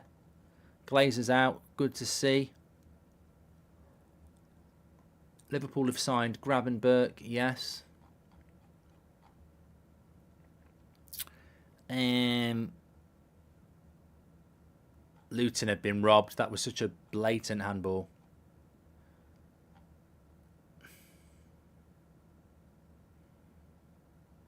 Blatant. Absolutely blatant. Let me just put a tweet out.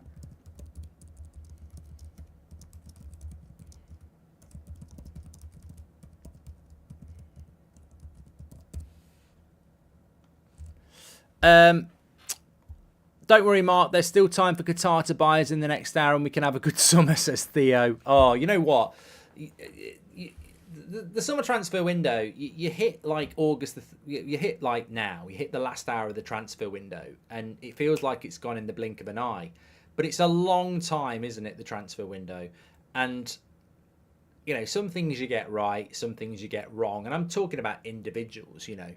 I'm sat here presenting the show, but we're a community and you've all got your own brains and you'll all have your own thoughts and you'll all think things through like I do. And I remember this in May and June. And I think even the first week in July, some people were saying it in the chat. Do you think there's still time if Qatar buys now that we can buy some players? And I remember saying it. My opinion was from late May, this is a Glazer summer. This is not going to be a Qatari summer now. But there was some people who still held that hope that even in early July we could get bought and the transfer window could change. The bottom line is, I'm glad that didn't happen in a way. I'm glad Qatar didn't buy us in early July and try and do signings in August, because we'd just do what Chelsea did. Like, who are you going to buy in August? Doesn't matter whether you got $500 million. Who are you going to sign in August? Like, all the good stuff is gone, isn't it? So, yeah, we needed the Glazers gone in March so that we could hit the transfer window in May. And it just never happened.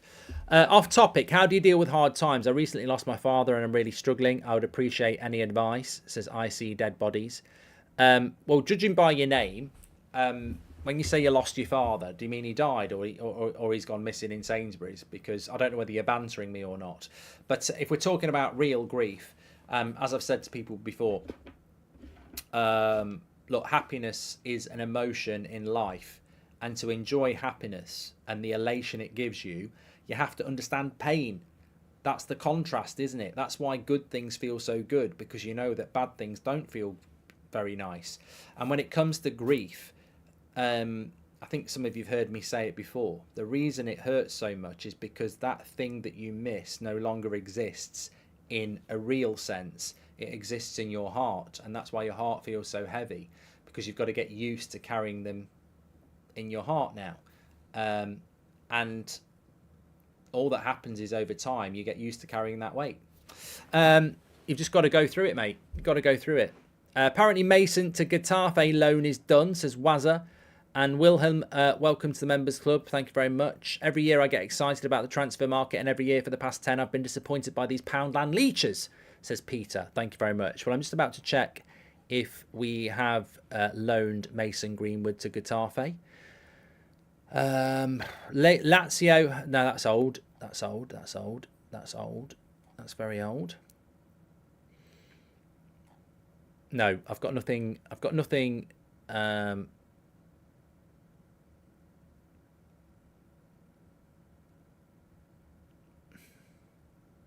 Nothing on Mason Greenwood at the moment, other than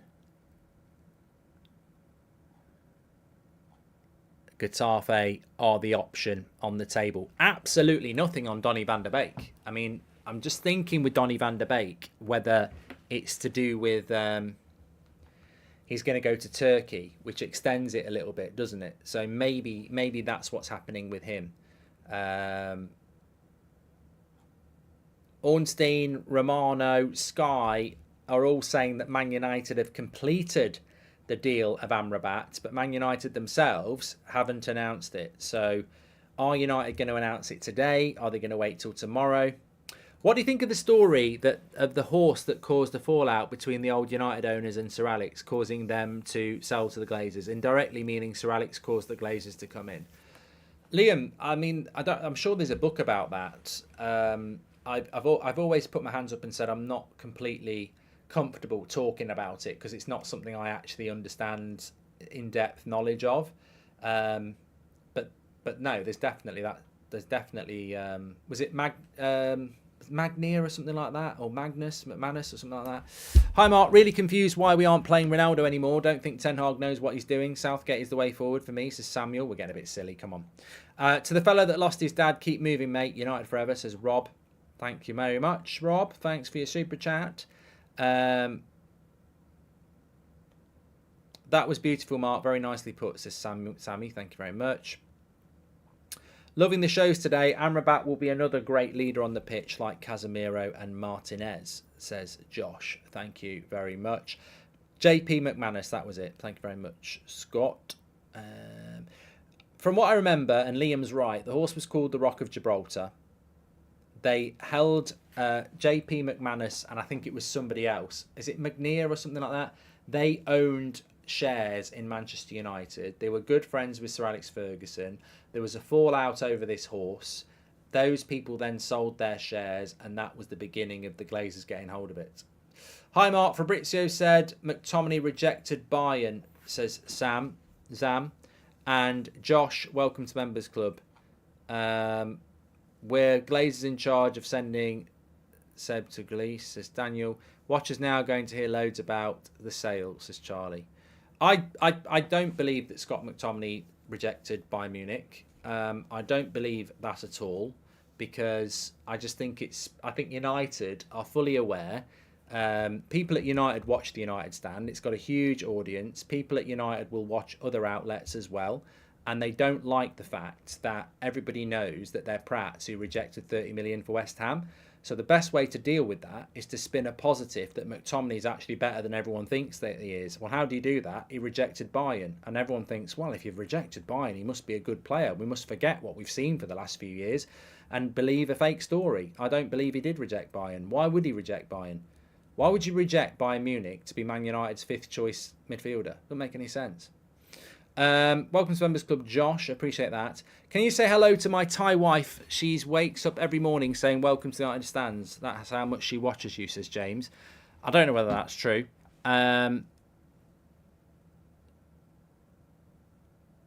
Sanjay, thank you very much. Whisper says McTominay's statistically a good player. I think he's crap. I think he's absolutely crap. And I've watched him for years. I think he plays hide and seek in the midfield. I think he bunny hops when he could be passing. I think he's bang average. But if you like him, that's good. When's next driving with Goldbridge, says Sebastian? Soon. It definitely. But now the transfer window's closed, I get a little bit more time to do the things I enjoy. So it will be back, definitely. I enjoy it, and I'll be back. It'll be back, definitely. Whisper says I said statistically, not actually. And when will you play Fall Guys again? I've been playing it today, Casey. Playing it today. I just don't stream it. I'm playing it with Seb on the Switch. Let me have a quick look here. Have we got any breaking news here? So I think if Greenwood's going to Getafe, that's got to happen. That's got to happen in the next half an hour or so. The only transfer windows I'm aware of being open are Turkey and Saudi Arabia after today. Everybody else is going to close at 11 o'clock.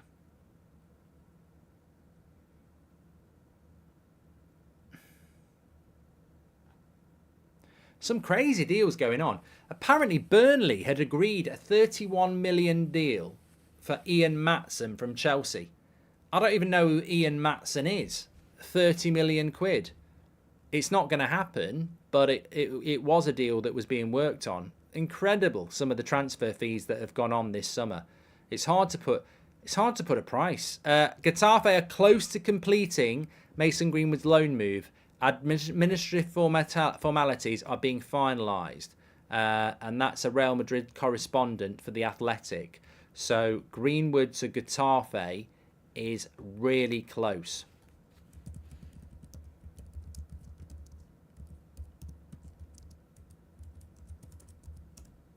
Really close indeed. That's a really good source saying that. So Greenwood to Getafe, loan deal, done. That's going to get done tonight.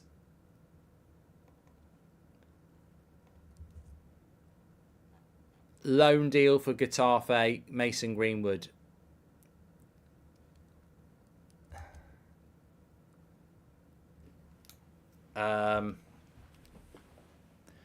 It's a bit worrying. I've got to say it's a bit worrying. Somebody said to me last week, I wouldn't trust United's statement that Greenwood's leaving.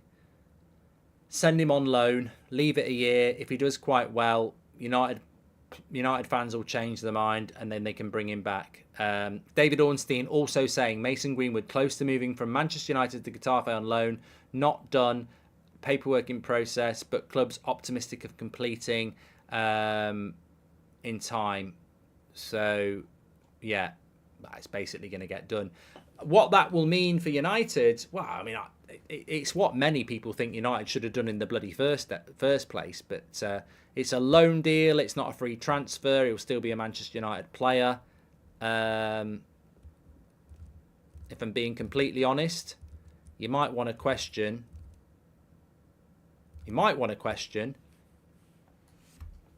Why is he still a Man United player when they said they were going to get rid of him?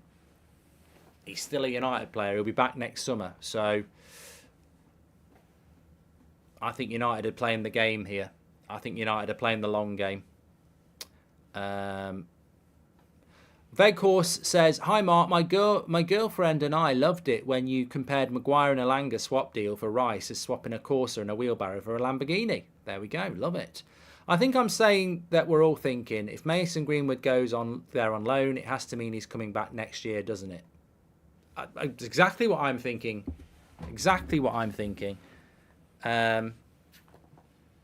worry. There was some very serious opposition to Mason Greenwood coming back to Man United, and it looks like Man United have ignored that and said, go away for a year to Spain, score a few goals, and then you can come back. That's what it looks like. Yeah. Don't know what to say about that, really. Don't really want to go back there. I think ultimately they think in a year's time fans will change their mind if he scores some goals in La Liga. PG says, I imagine Pelina to Bayern would have gone through if McTominay had agreed the Fulham move. Might also have made it possible for us to demand Bayern let us hijack the Gravenberch deal, says PG. Mark, call Lennon a prat. He thinks Spurs are bigger than United, says Indian. And bring back Cooking with Goldbridge, Mark, says Locke. Yeah, I agree with that. It's cheaper to loan Mason than to terminate his contract. Maybe leave it for new owners. He's not coming back, says Rob. I hope you're right, Rob. And we all knew the Glazers don't give away players if they don't have to, says Jonathan Grant. We're still waiting. So look, Mason Greenwood's going to go. He's going to go to Getafe. That's basically a done deal time. We're still waiting for an official announcement of Amrabat from Manchester United, which apparently is official. United just haven't announced it yet. We've got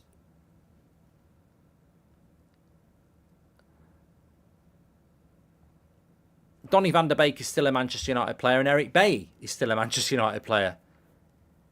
Officially, they are still Manchester United players. So, and it's still very, very quiet on those two. The Turkish and Saudi Arabian transfer window doesn't close tonight, so that is still an option. But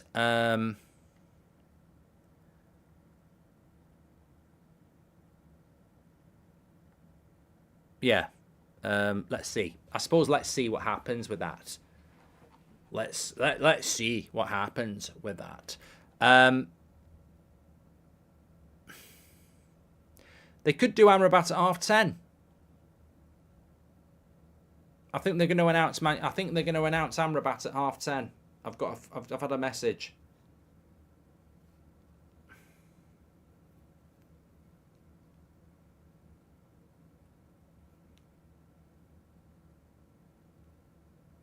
(10:30) official announcement for Amrabat.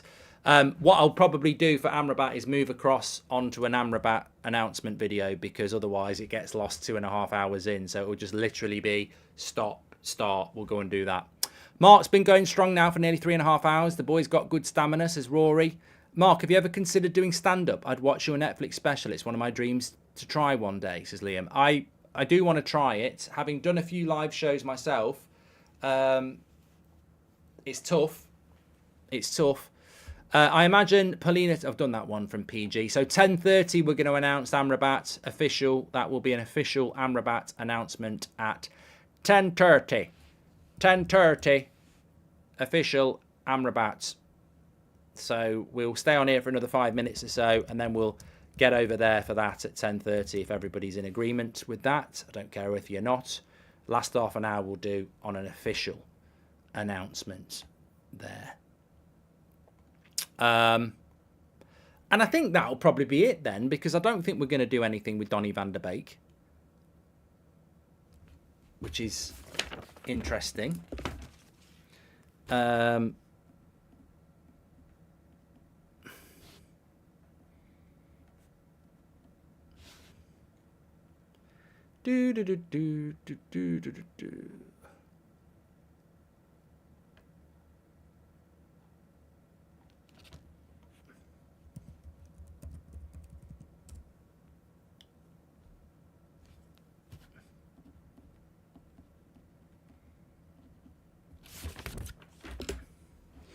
Right.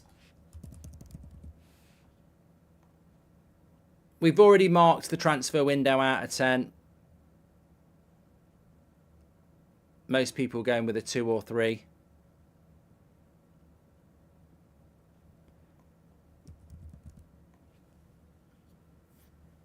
A 4, actually. Not a 2 or 3, a 4.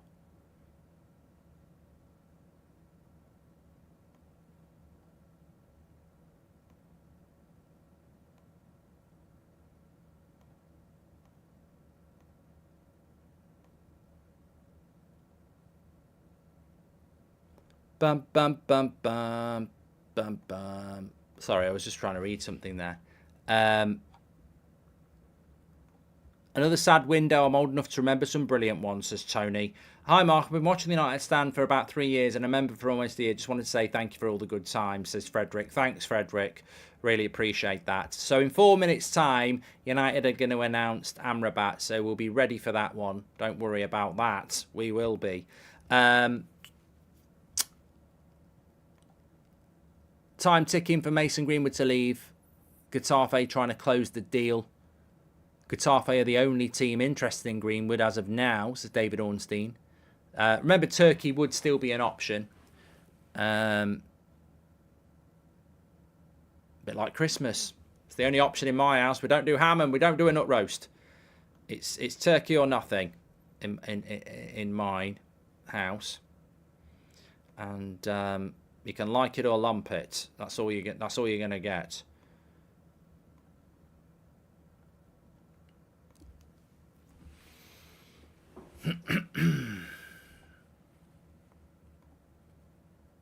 Just release the Pratt if no one buys him. If they release, in fact, well, I'm not saying in fairness, but if they did release Mason Greenwood, it would cost them.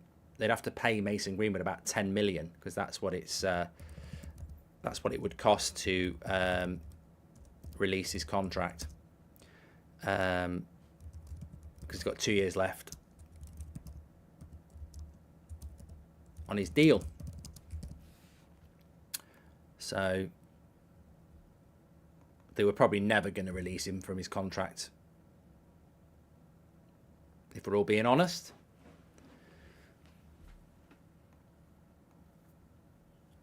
Hi, Mark, says Pedro. Mason PR disaster, prolonging the sale of the club, lack of sales, to Mount being the only primary target we got. How would you summarise this window, says Pedro?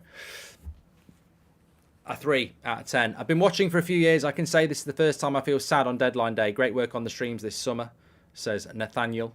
And surprising he's going to Spain with Kissgate going on, says Dan Harding. Yeah, I suppose that's a very good point, actually. There's a lot of stuff going on about women's rights in Spain at the moment, but do they really care about, they obviously don't really care about what Mason Greenwood's alleged to have done, which is what the general consensus was going to be if he left the UK. So, yeah. Is that... Mark, imagine Evans and Maguire at centre-back against City, says Ben James. Could happen.